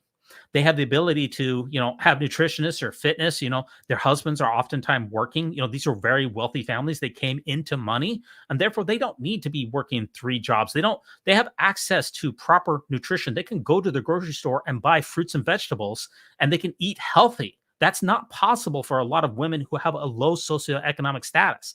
These women are in an ivory tower, and they have absolutely no concept of the abject human suffering that is on our planet. When these women go to these different conferences, as I pointed out many times before, they are trailed by church security. Their lives are never in danger, as opposed to Rodney when he was in Europe. And when I was a Mormon missionary in Washington, D.C., we had no access to security. It's a rules for thee instead of rules for me mentality. Hopefully, did I say that right? I'm not too sure about that.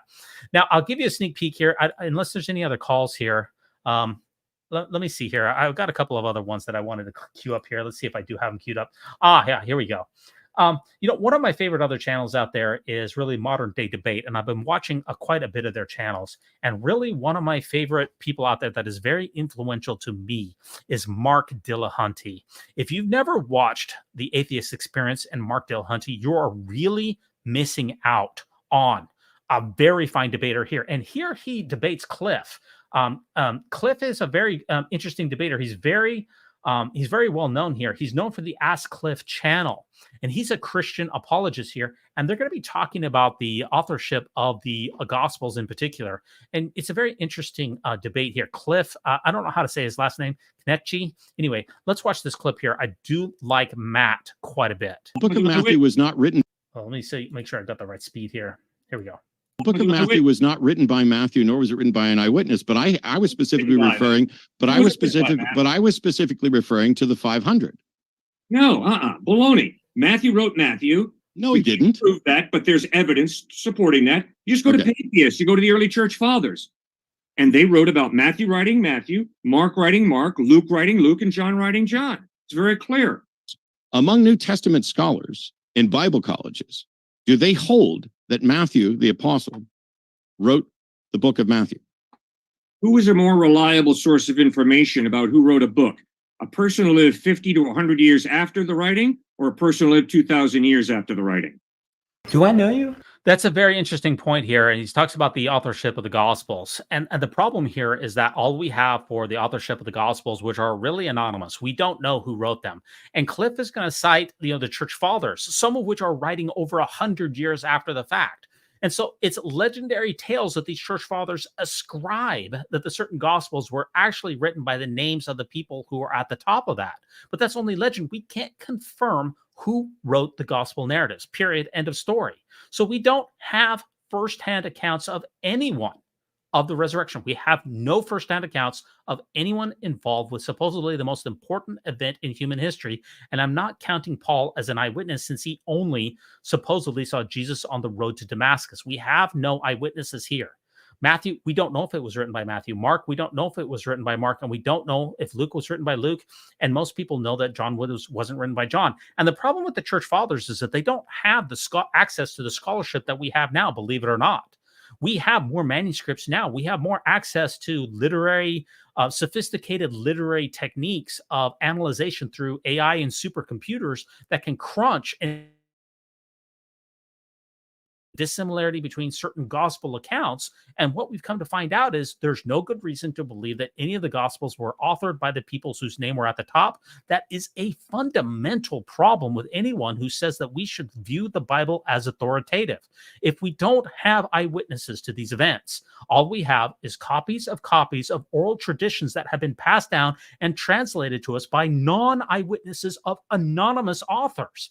And yet we are supposed to take that evidence as something that we are supposed to pin the rest of our lives on.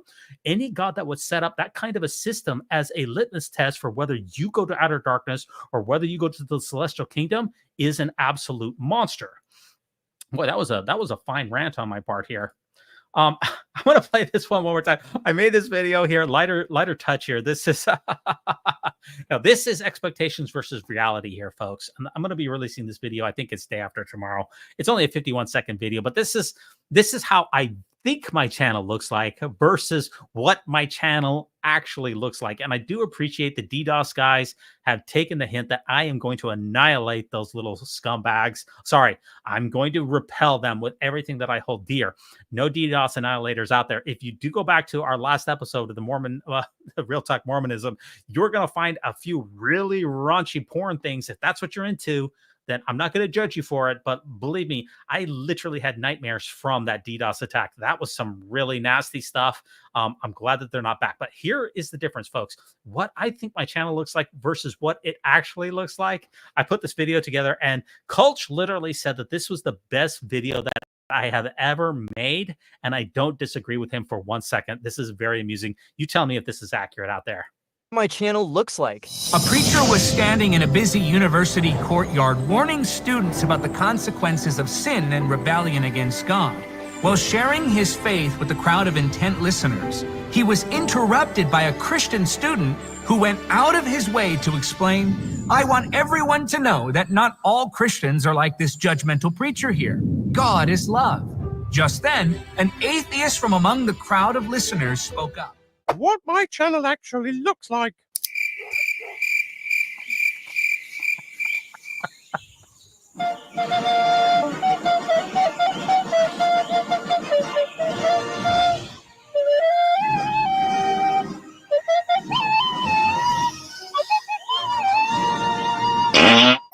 How accurate is that? That's pretty accurate there. Now, Doug was talking about that. I think that's pretty accurate there. That really reminds me of myself. That's me right there. That's pretty much, in my mind, I think that I'm this world-renowned, incredibly well-spoken and well-researched historian and knowledgeable Mormon pundit. But in reality, I'm mostly just like this guy right here. That pretty much sums it all up for me. Now, Doug Vincent, you said that the last episode of Real Talk Mormonism, I thought you were going to edit out all the nasty stuff. Well, the great thing about YouTube is that they will not allow some of this explicit pornography, even if it appears in a live stream. As soon as it is saved, they automatically take out the porn. I didn't know about that because I've never uploaded anything that hasn't even been remotely pornographic in times past or explicit.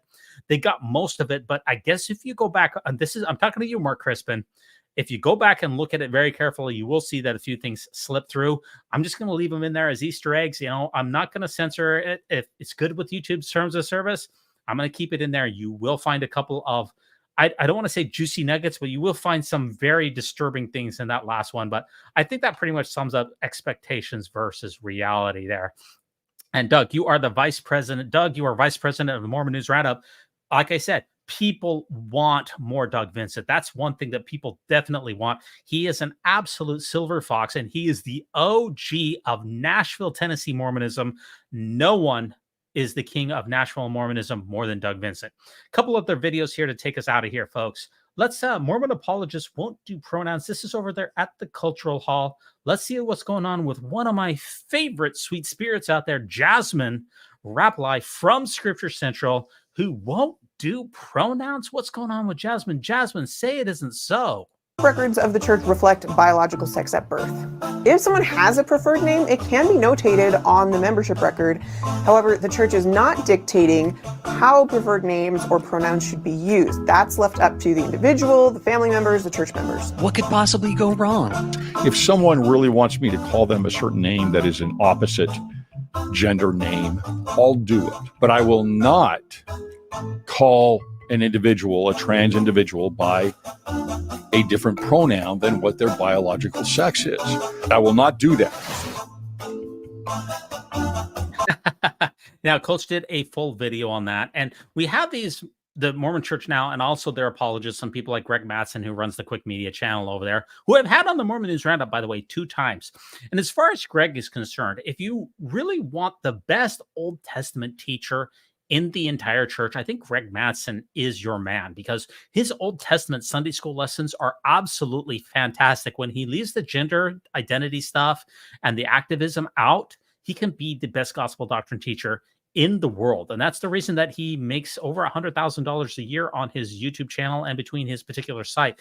He's got he charges $10 a month for his memberships to his Quick Media channel. And I think that he has over 1,000 subscribers. Plus he has like 50,000 subs on YouTube. This man, I would estimate that his annual revenue is $150,000. If he left all the queer hating and the bigotry out, he would be fantastic. But unfortunately, that's his entire brand. That's his entire identity. And that's where he gets the clicks and the likes. His anti-trans videos have 50,000 views to them. I've never even had a video that's gotten over 20,000, and he routinely exceeds that. He finds a great deal of resonance among the conservative members of the Church of Jesus Christ of Latter-day Saints. And I'm just going to tell you one thing. It's very simple here to find out if somebody's a TBM.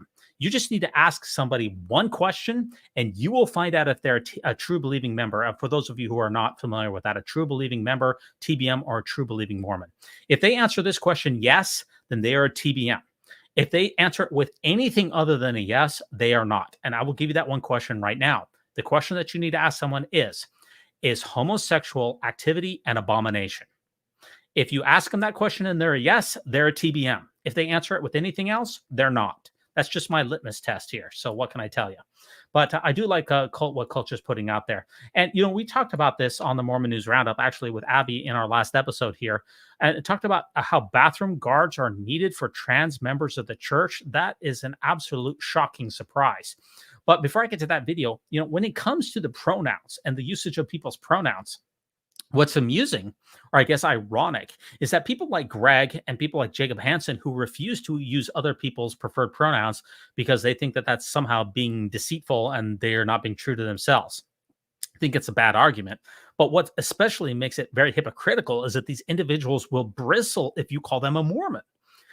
And they'd say, no, I'm a member of the Church of Jesus Christ of Latter-day Saints. So they want to gatekeep what you call them, but they refuse to call you by what you want them to call. So they don't return the favor when it comes to the use of pronouns, but they expect you to never call them a Mormon because that's a major victory for Satan.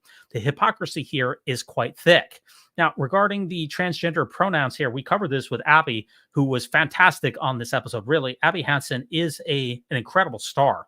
There's an entire YouTube, it's available on YouTube. There's an entire documentary about this woman and about how she goes back all the way to ordained women with Kate Kelly. She was literally there at the conference center in, what was that, 2013?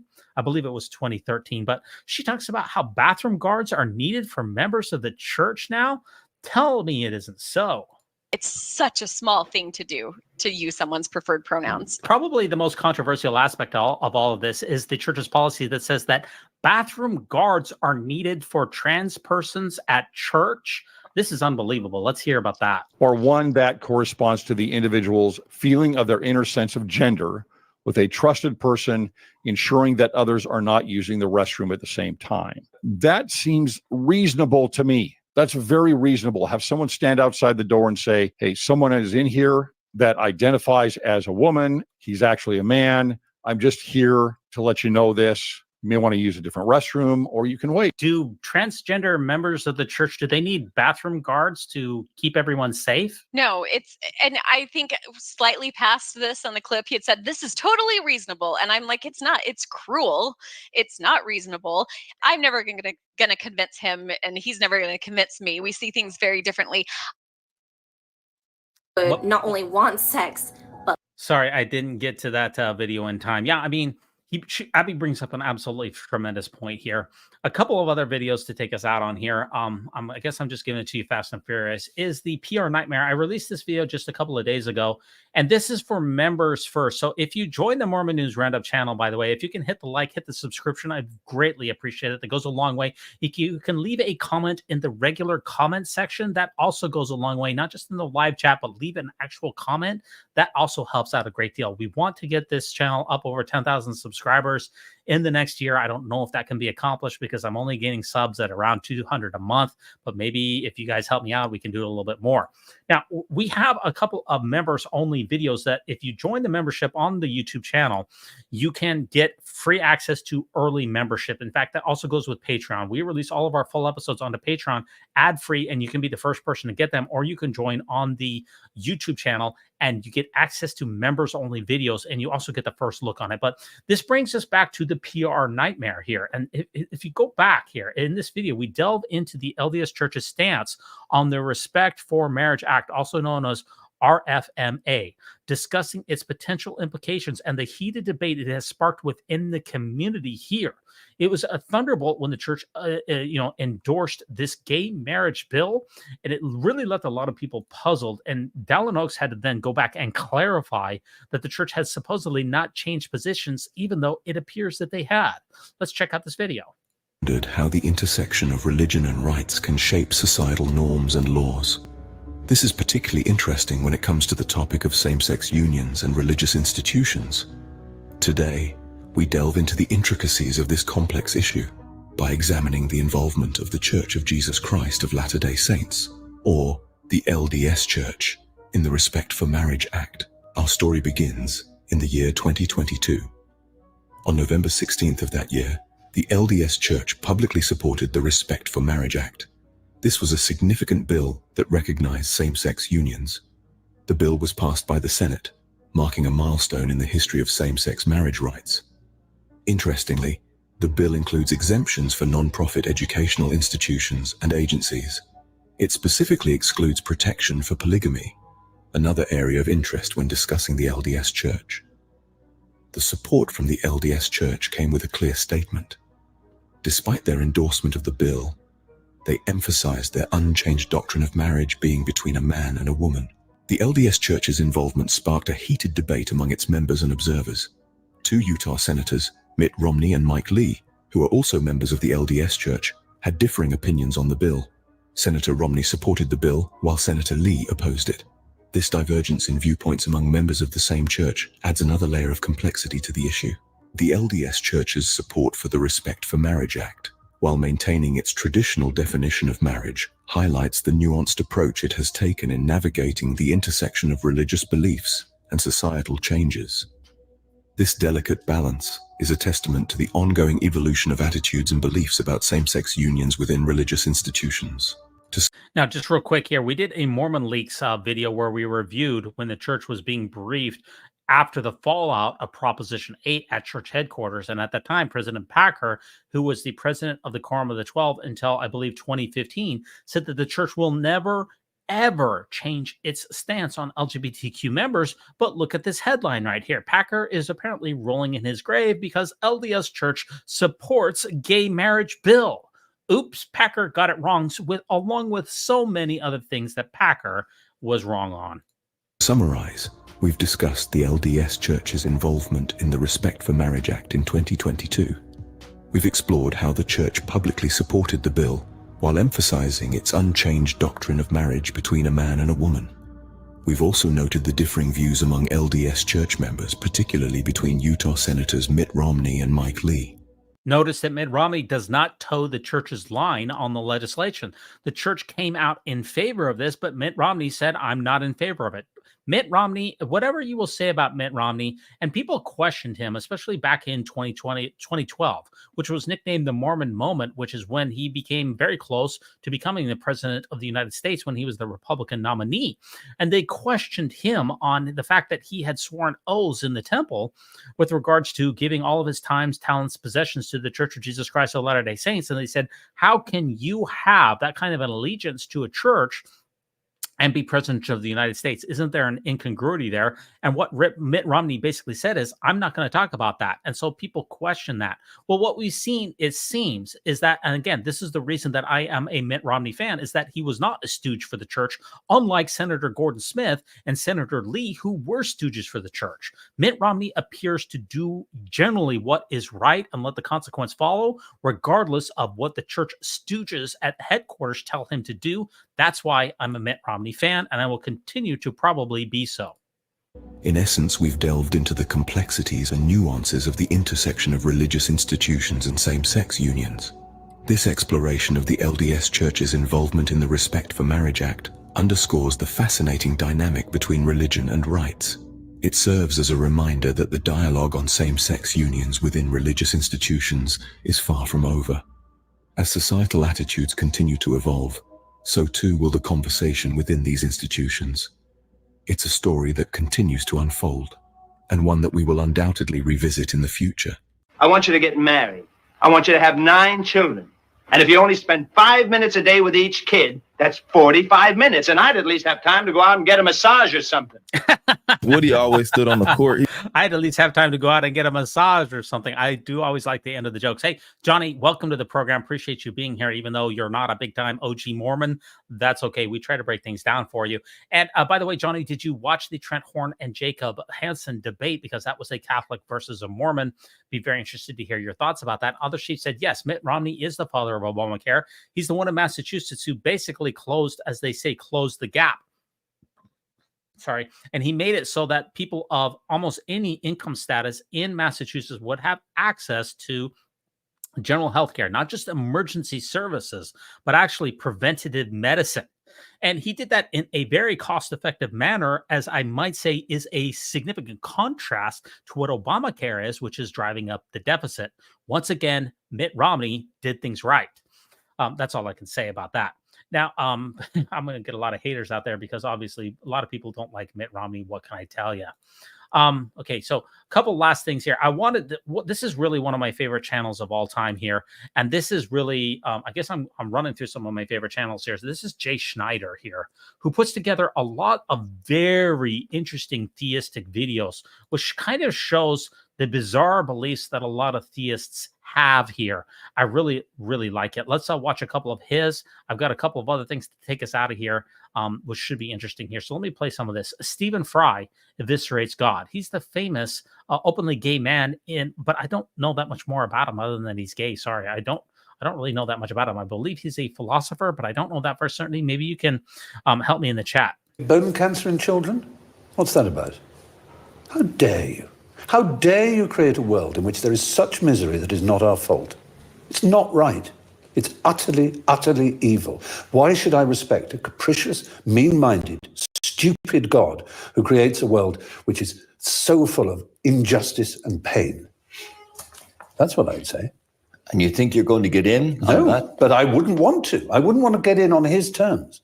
They're wrong. Now, if I died and it was Pluto, Hades, and if it was the 12 Greek gods, then I would have more truck with it, because the Greeks they didn't pretend not to be human in their appetites and in their capriciousness and in their unreasonableness. They didn't present themselves as being all-seeing, all-wise, all-kind, all-beneficent, because the God who created this universe, if it was created by God, is quite clearly a maniac.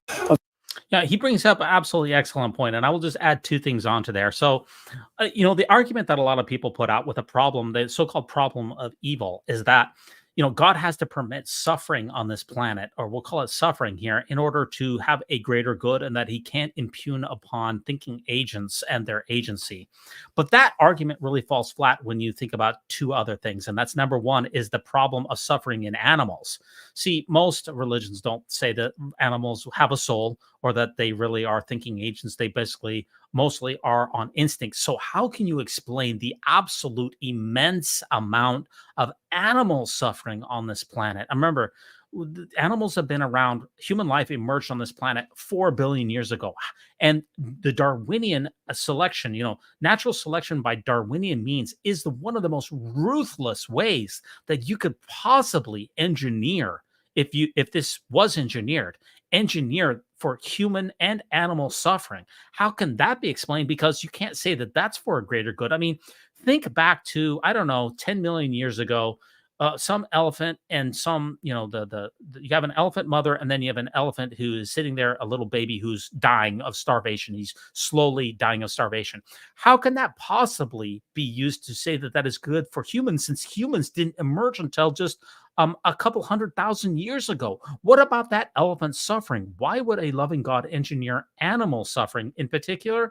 That makes no sense. Now, the other thing that you can also say is that, these diseases that humans have, the cancer that Stephen Fry brings up here, those come about by naturalistic means, and that God will not intervene in them. I don't like the argument, but at least I can appreciate it. But the problem here is that we have things like the tsunami that happened in Indonesia. What was that, back in 2004? And we have other cataclysmic events and people that die from hurricanes. That's not naturalistic. God has designed a world in which human suffering is incredibly acute. Why did he not design a world that has at least a little bit less suffering, even a little bit less? You have to argue that this world is the best of all worlds, and it includes a massive amount of suffering of not only humans, but animals. How can that be reconciled with a God who is supposedly all good and his nature is benevolent?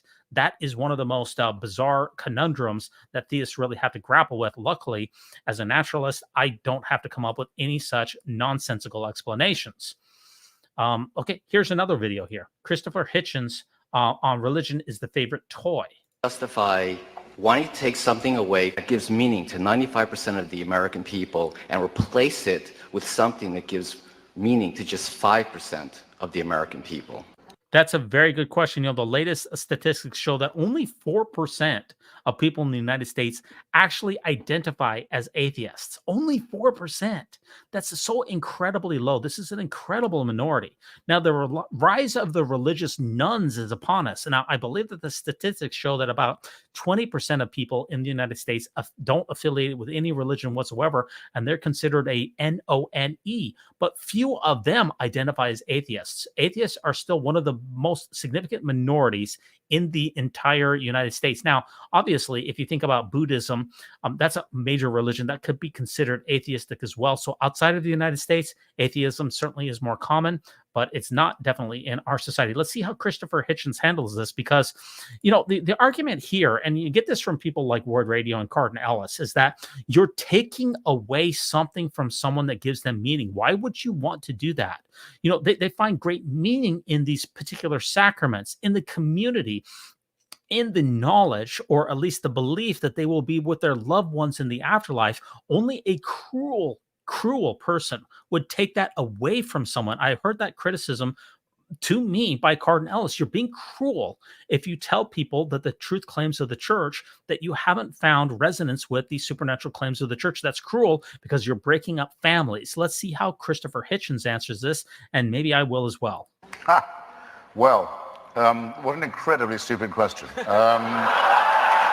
I've said repeatedly that this stuff cannot be taken away from people. It is their favorite toy, and it will remain so, as Freud said, as long as we're afraid of death. Second, I hope I've made it clear that I'm perfectly happy for people to have these toys and to play with them at home and hug them to themselves and so on, and share them with other people who come around and play with the toys. So that's absolutely fine. They are not to make me play with these toys. I will not play with the toys. Don't bring the toys to my house. Don't say my children must play with these toys. Enough with clerical and religious bullying and intimidation. Is that finally clear? Have I got that across? Thank you. Yeah, he brings up an absolutely fantastic point. First of all religions, I'm speaking very from the United States perspective here. I'm sorry, I'm very American focused, because the Mormon church really is also very much American focused. Every religion in the United States is automatically granted a tax exempt status. That means that we have to pay more for people who go to their religions. Those churches, we have to pay for the services that are associated with that. We have to pay for the fire. We have to pay for the police. It's impacting me in particular. If you think about the Ensign Peak sham that the church ran for 22 years, and it continues to really run it, is that it's a tax exempt organization. Every single person in the United States subsidizes Ensign Peak at a tune of $10 a year, because Ensign Peak doesn't pay any taxes, even though it is basically just a clandestine for-profit hedge fund that has never done anything to alleviate human suffering on this planet, not once in over 25 years. This has a massive effect on all of us. Christopher Hitchens says, don't make me play with your toys. But that's the problem here. Again, the theists want to pass laws to restrict human behavior from consenting adults. For instance, the repression of women's rights, the repression of gay rights, the repression of trans rights. It's not enough for a lot of theists to just say, look, I worship Dexter in my garage. I go out there 3 times a day. I give him a little bit of bread. I light some incense, and then I leave Dexter behind. No, it's the entire worldview is going to be prosecuted. How many politicians in the United States, including our current Speaker of the House, Mike Johnson, he says that he gets his marching orders from where? Not from his constituents, from the Bible. And then he puts his legislation that informs his entire worldview, and he wants to prosecute that and have the rest of us live under that system. Really, so many Christian nationalists in the United States want to really bring about a theocracy in the United States where it is ruled by the Bible as interpreted by our local politicians. That's an incredibly harmful mentality. It's not about just letting you do you. Look, the Mormon missionaries are the ones who come to your doors. I was one of them. They're the ones who have 70,000 missionaries out there pounding the streets, combing Facebook Marketplace, and trying to, get their message across. The church spends tens or even hundreds of millions of dollars a year on ads on YouTube, on Facebook, and on TV commercials to try to get you to join their church. I am only releasing a YouTube video, which right now has 55 people watching it in the live chat. It's an apples and oranges comparison. It's an apples and oranges comparison. Let's keep going here. Christopher Hitchens on end times and cults. Israeli settlers, paid for often by American tax dollars, deciding that if they can steal enough land from other people and get all the Jews into the promised land and all the non-Jews out of it, then finally the Jewish people will be worthy of the return of the Messiah. And there are Christians in this country who consider it their job to help this happen so that Armageddon can occur, so that the painful business of living as humans and studying civilization and trying to acquire learning and knowledge and health and medicine can all be scrapped, and the cult of death can take over. That, to me, is a hideous thing in eschatological terms, in end times terms, on its own. A hateful idea, a hateful practice, and a hateful theory, very much to be opposed in our daily lives, where there are people who sincerely mean it, who want to ruin the good relations that could exist between different peoples, nations, races, countries, tribes, ethnicities, who openly say they love death more than we love life, and who are betting that with God on their side, they're right about that. When you look at the Israeli settlers. Christopher Hitchens brings up a huge point. First of all, the illegal Israeli settlements in the West Bank in particular have been very troubling for a long period of time, and they have led to a great deal of unease. They're against international law, and they're not in the best interest of a future two-state Palestinian. We need to recognize a Palestinian state, and the only solution here is a two-state solution, which is being prevented by the corrupt administration of Benjamin Netanyahu and the incredible war that is taking place in Gaza. We need a ceasefire on this, and we need to end the hostilities. I have absolutely no love in my heart for Hamas. That's a death cult and a reprehensible organization. But the idea that we're going to be able to eliminate every single last Hamas fighter is a fantasy. We learned that from the Afghanistan war. Look, I was over in the Middle East fighting for America as a member of the armed forces. We will never be able to root out the Taliban, and we never did. That's why we spent 20 years in Afghanistan and left so many brothers and sons on the battlefield and wasted trillions in blood and treasure. So what's happening in Israel in particular is extremely concerning to me, because these West Bank settlements are illegal. And I really question, the amount of money that we give to Israel. I believe that we give somewhere around the neighborhood of $4 billion a year to Israel. And obviously, they're an ally, and they should be an ally. We should make sure that they have autonomy for themselves. And, the legend has it is that we're the ones who leaked the nuclear weapons to them. They have about 300 nuclear weapons, and I believe it was our technology, and perhaps we gave it to them. I'm not 100% sure about that. But the idea that we're going to continue to give that as a really reprehensible war continues to be prosecuted in Gaza in an effort to root out the last Hamas fighter. Look, you're causing more harm than you are good. Every single child, every single mother over there that is killed is going to breed 5 more Hamas fighters. It's just not worth it. And that war really needs to come to an end. And I understand that Biden talked to Netanyahu a number of times behind the scene and gave very forceful rebukes of what Netanyahu is doing, not only in Gaza, but in the West Bank. But at some point in time, you have to look your ally in the face and say, look, we're the ones with the purse strings here. Without us, Israel will crumble. They need that $5 billion worth of military aid. They need their Iron Dome. Otherwise, they will not have a solvent state. And we need to leverage that in order to protect the human rights of the people who are suffering. We have women who don't have access to medical care when they're pregnant. We have children who are starving to death. We have children over there in the Gaza Strip who are coming down with polio. The conditions are absolutely appalling over there. And that's really, it's really what religion can do to you. How did all of this come about? It's because of religion. This war wouldn't exist without it. This is what Christopher Hitchens says, that religion poisons everything. And if you remove religion from, the Israel troubles, or from the Gaza-Palestinian conflict, or from so many other of the wars that are fought in the name of invisible gods, imagine how much better our world would be if we had, if we just reject this Iron Age nonsense, this Iron Age nonsense in favor of a secular humanist mentality, which values the life of our fellow humans over all. That's what a secular humanist morality is based on, is the human flourishing and the well-being of your fellow humans. If you can't prioritize that, then you have failed. Let's see a couple of the comments here. Doomsday cults, this is, if you go back, this is what A. Ross says: doomsday cults who want things to get the world to go to shit so that Sky Daddy can come fix things rather than just try to make the world a better place. That's exactly the sentiment here. And this really brings me back to there's plenty of Mormon apocalyptic channels out there, and Christian Homestead is one of them. Here at Christian Homestead channel, we follow the church news, signs of the times, and discussions of all things related to the second coming. He's a member of the Church of Jesus Christ of Latter-day Saints, but does not officially represent the church. So Christian Homestead, look at the amount of subscribers here, 30,000 subscribers, and he's incredibly prolific with 2,000 subscribers. Everything that he says is the Patriarch's vision. Notice this is blood in the streets. Patriarch's vision for the future of America. When will Jesus come? Scientists expect a nova this month. President Nelson's second coming, messages of urgency. All of these messages are saying that the signs of the times are coming. Christian Homestead, Jared, who runs that channel, he cannot wait for Jesus to come again and to cleanse the earth of all unrighteousness so that other people can be burned with fire. And according to Mormon doctrine, who will be left when Jesus comes? This is actually a small known fact about Mormonism. When Jesus comes again, he will burn everyone with fire who has not paid into Ensign Peak.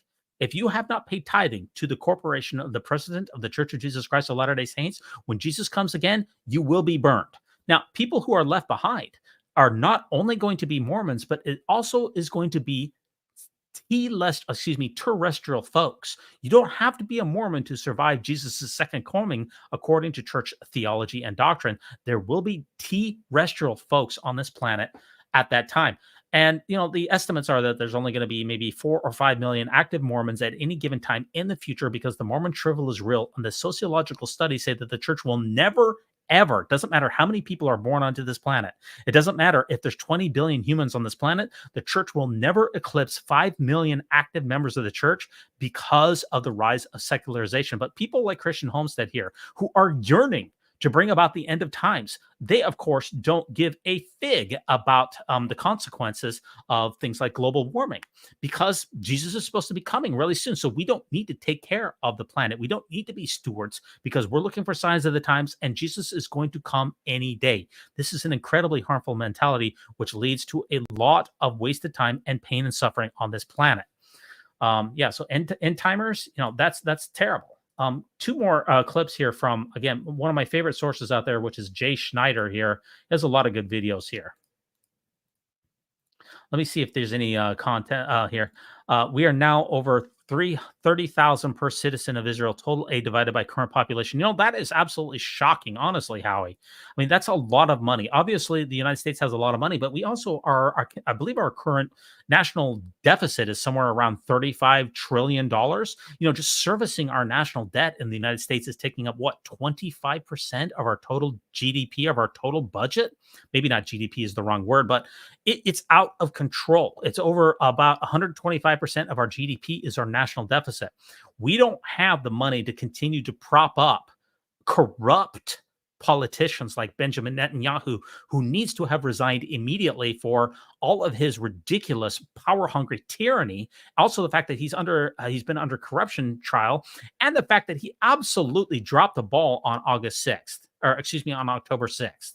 He is not fit to be president of Israel, and he's no ally to anyone who's a peace-loving person on this planet. And let's see here. Shannon says religion has been fought over religion or clan tribal beliefs since humans have existed. That's true. And that's one of the reasons that religion really grew about. I was in a tribe. Let's imagine that we lived 50,000 years ago or 70,000 years ago, which is when we left the African savannah. Let's imagine that we live there. We're in a tribe. And usually the tribes that had success is people who believed in a power that was greater than themselves.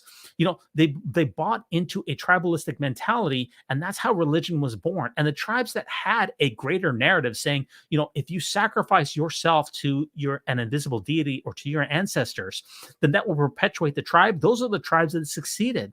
There is a naturalistic explanation. There is a natural selection, which could absolutely favor having religion even back tens of thousands of years ago. And Richard Dawkins says that is basically a misfiring gene that continues to misfire in us today, because we don't need generally to be in those type of small tribes to succeed, at least those of us in developed countries. But it's a misfiring gene where religion is still part of, our God consciousness. Let's see a couple of other clips out here.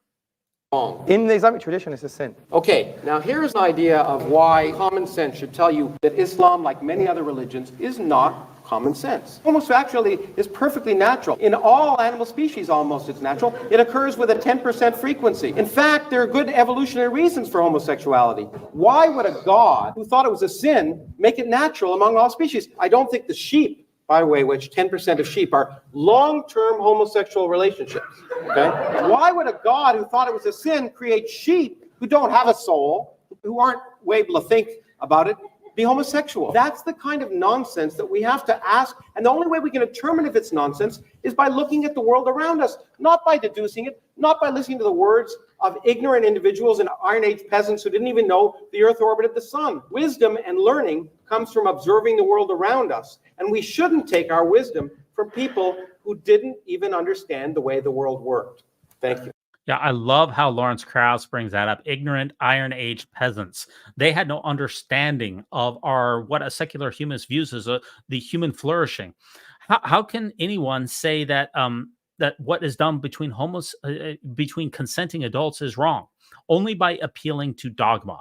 Only by ignoring what we know from the studies, which show that people who enter into consensual homosexual relationships, there is no diminished quality of life. And this is what I brought out really when I reviewed the Mormon Leaks videos that were released by the church in 2009.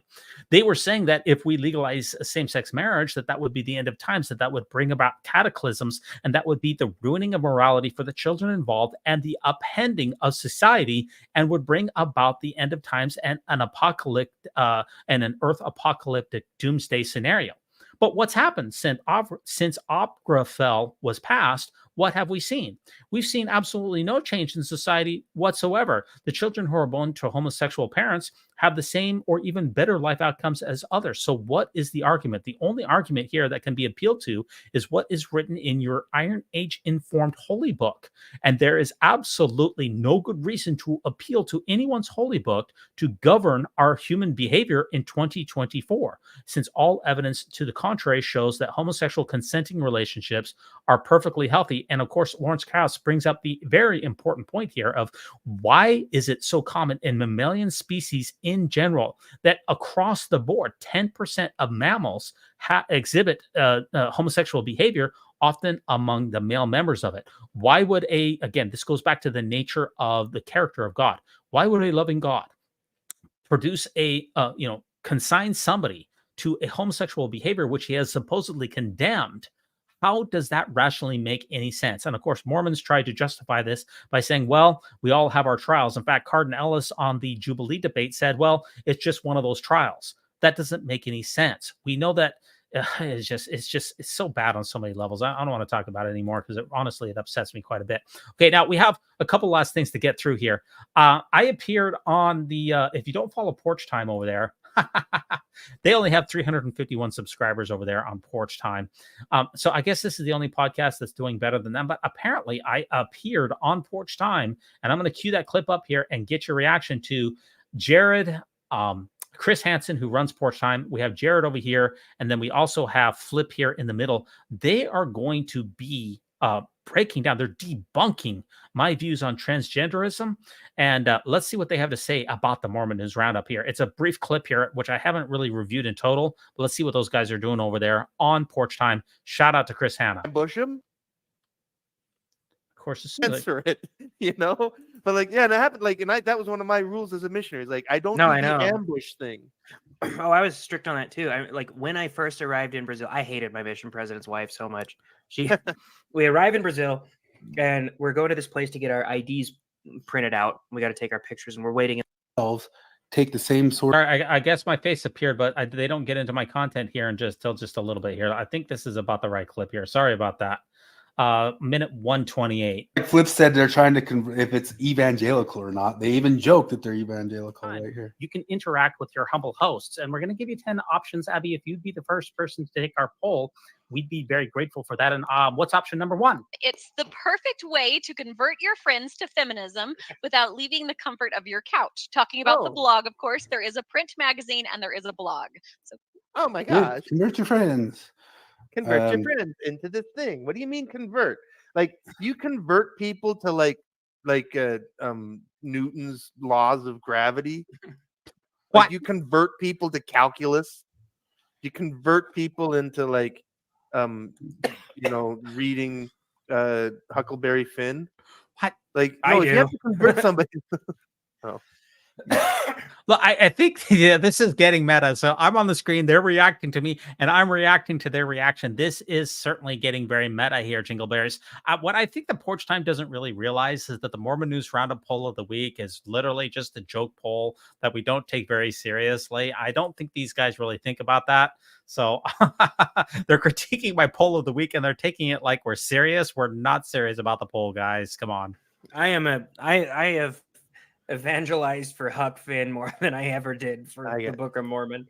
But anyway, the point being, like, she just copped to it. Like, of course it's a religion. Of course feminism is just a faith system, and she just copped to it. No, absolutely. See, religious belief here, it's very simple to debunk the idea that feminism is a religion or that atheism is a religion as well. If you just look up the definition here of what a religion is, it's very, very simple to show that feminism or even atheism isn't.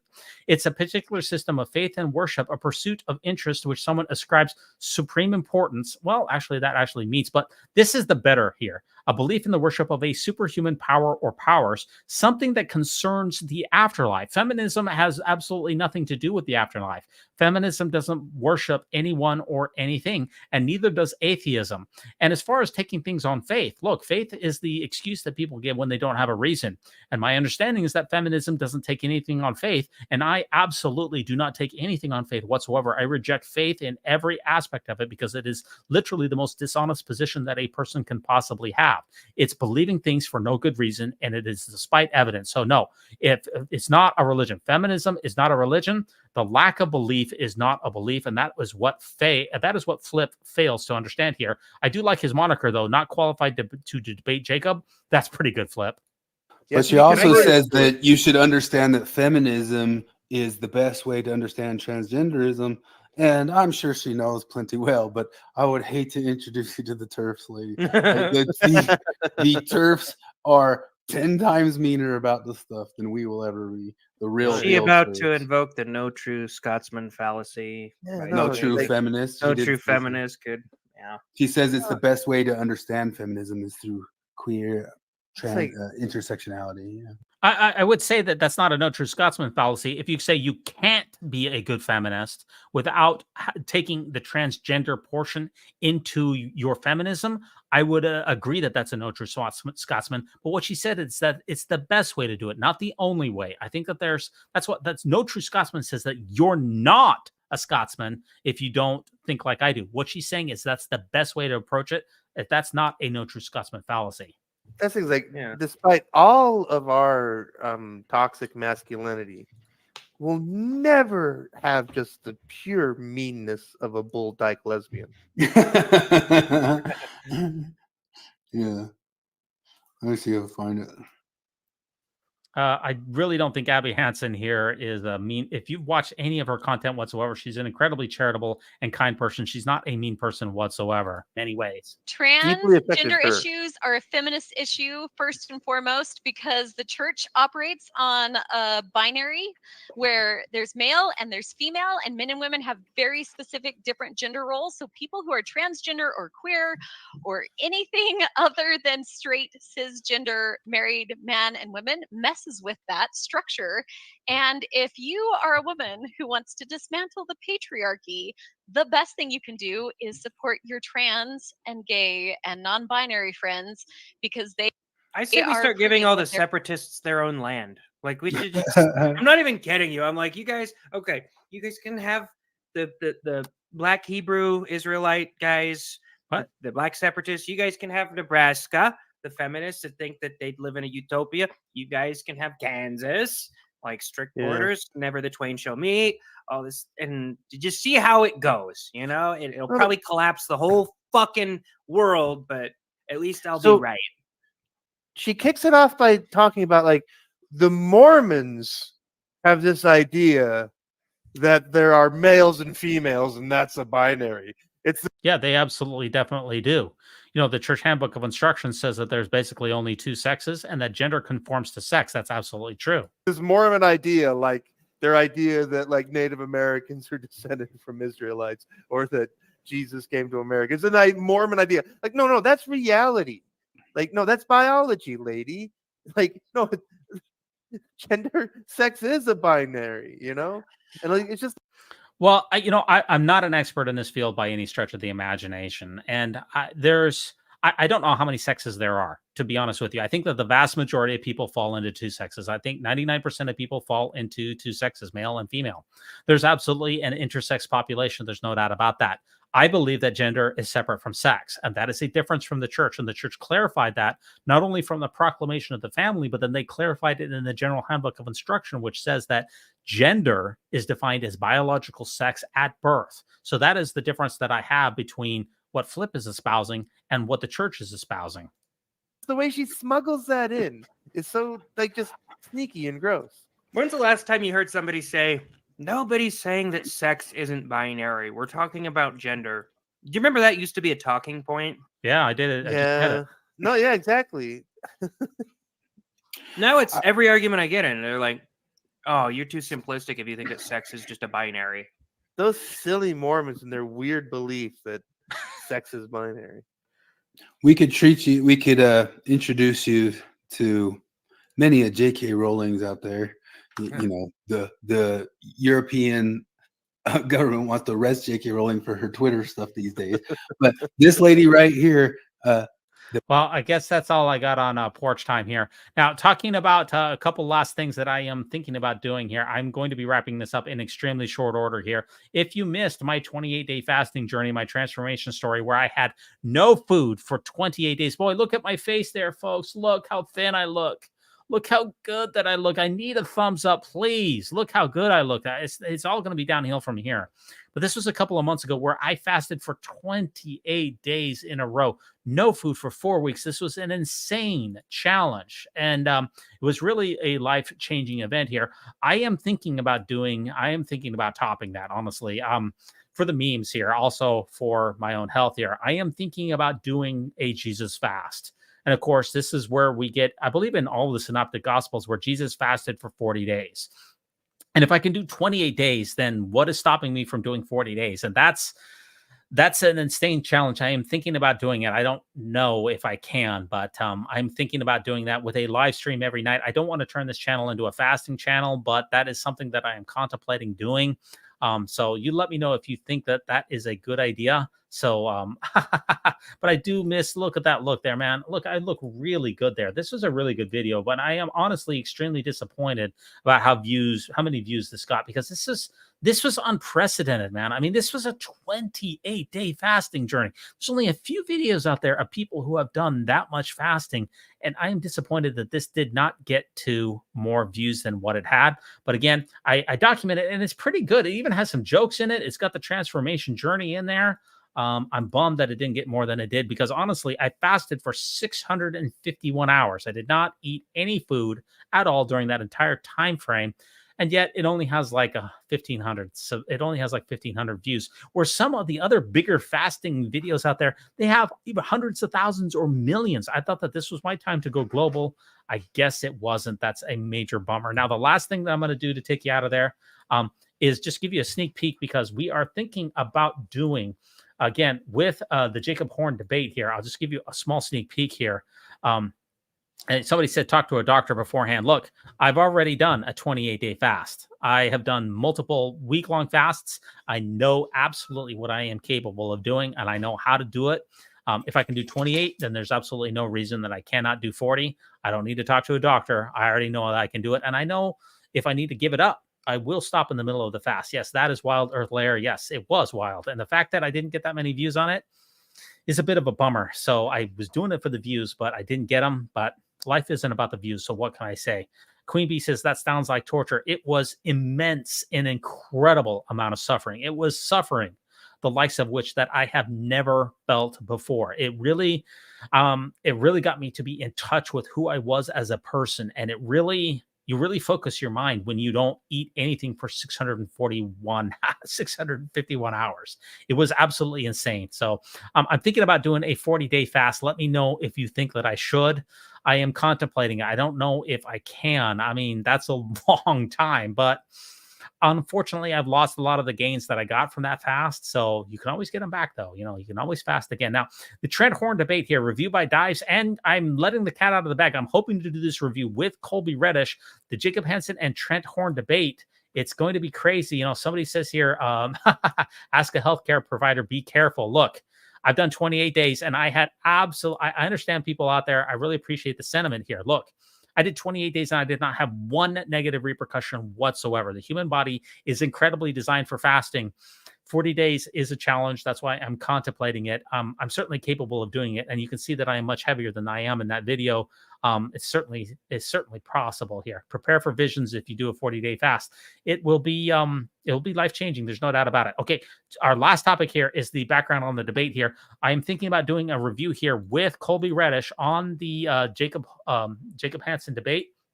I've got a bunch of timestamps that are queued up here, and we're going to be talking about this big debate about the Smithsonian statement on the Book of Mormon with regard to Book of Mormon scholars, talking about stones and glass houses, people arguing about the Book of Mormon here, the flawed reasoning that Jacob presents, the top 5 arguments of Jacob Hansen on this debate. You still drink water and fluids. There's no doubt about that. I also drink vitamins. So we're thinking about putting this together. I have most of that video done here as far as getting that debate ready to go. I'm waiting for Colby Reddish to finish his part. But if he doesn't, then I will provide all of my thoughts on the Jacob Hansen and Trent Horn debate. It's a fascinating look. I want to thank you all so much for joining me on Real Talk Mormonism. If you can hit the thumbs up, you can hit the subscription. I would really appreciate that. And as far as somebody, do you have a degree in medicine? I do not have a degree in medicine, but I have a significant amount of experience in fasting. I am no stranger to the subject. I have fasted for over a week 3 times in a row, and I have fasted for a month 1 time in a row. So I am capable. I am the OG of Mormon fasting. Again, I don't want to turn this channel into a fasting channel, but I'm thinking about doing that 40-day fast. We'll see. I may chicken out. I'm not sure about that. Hit the like, hit the subscription. Thanks so much for stopping by. Remember, folks, that no unhallowed hand can stop this podcast from progressing.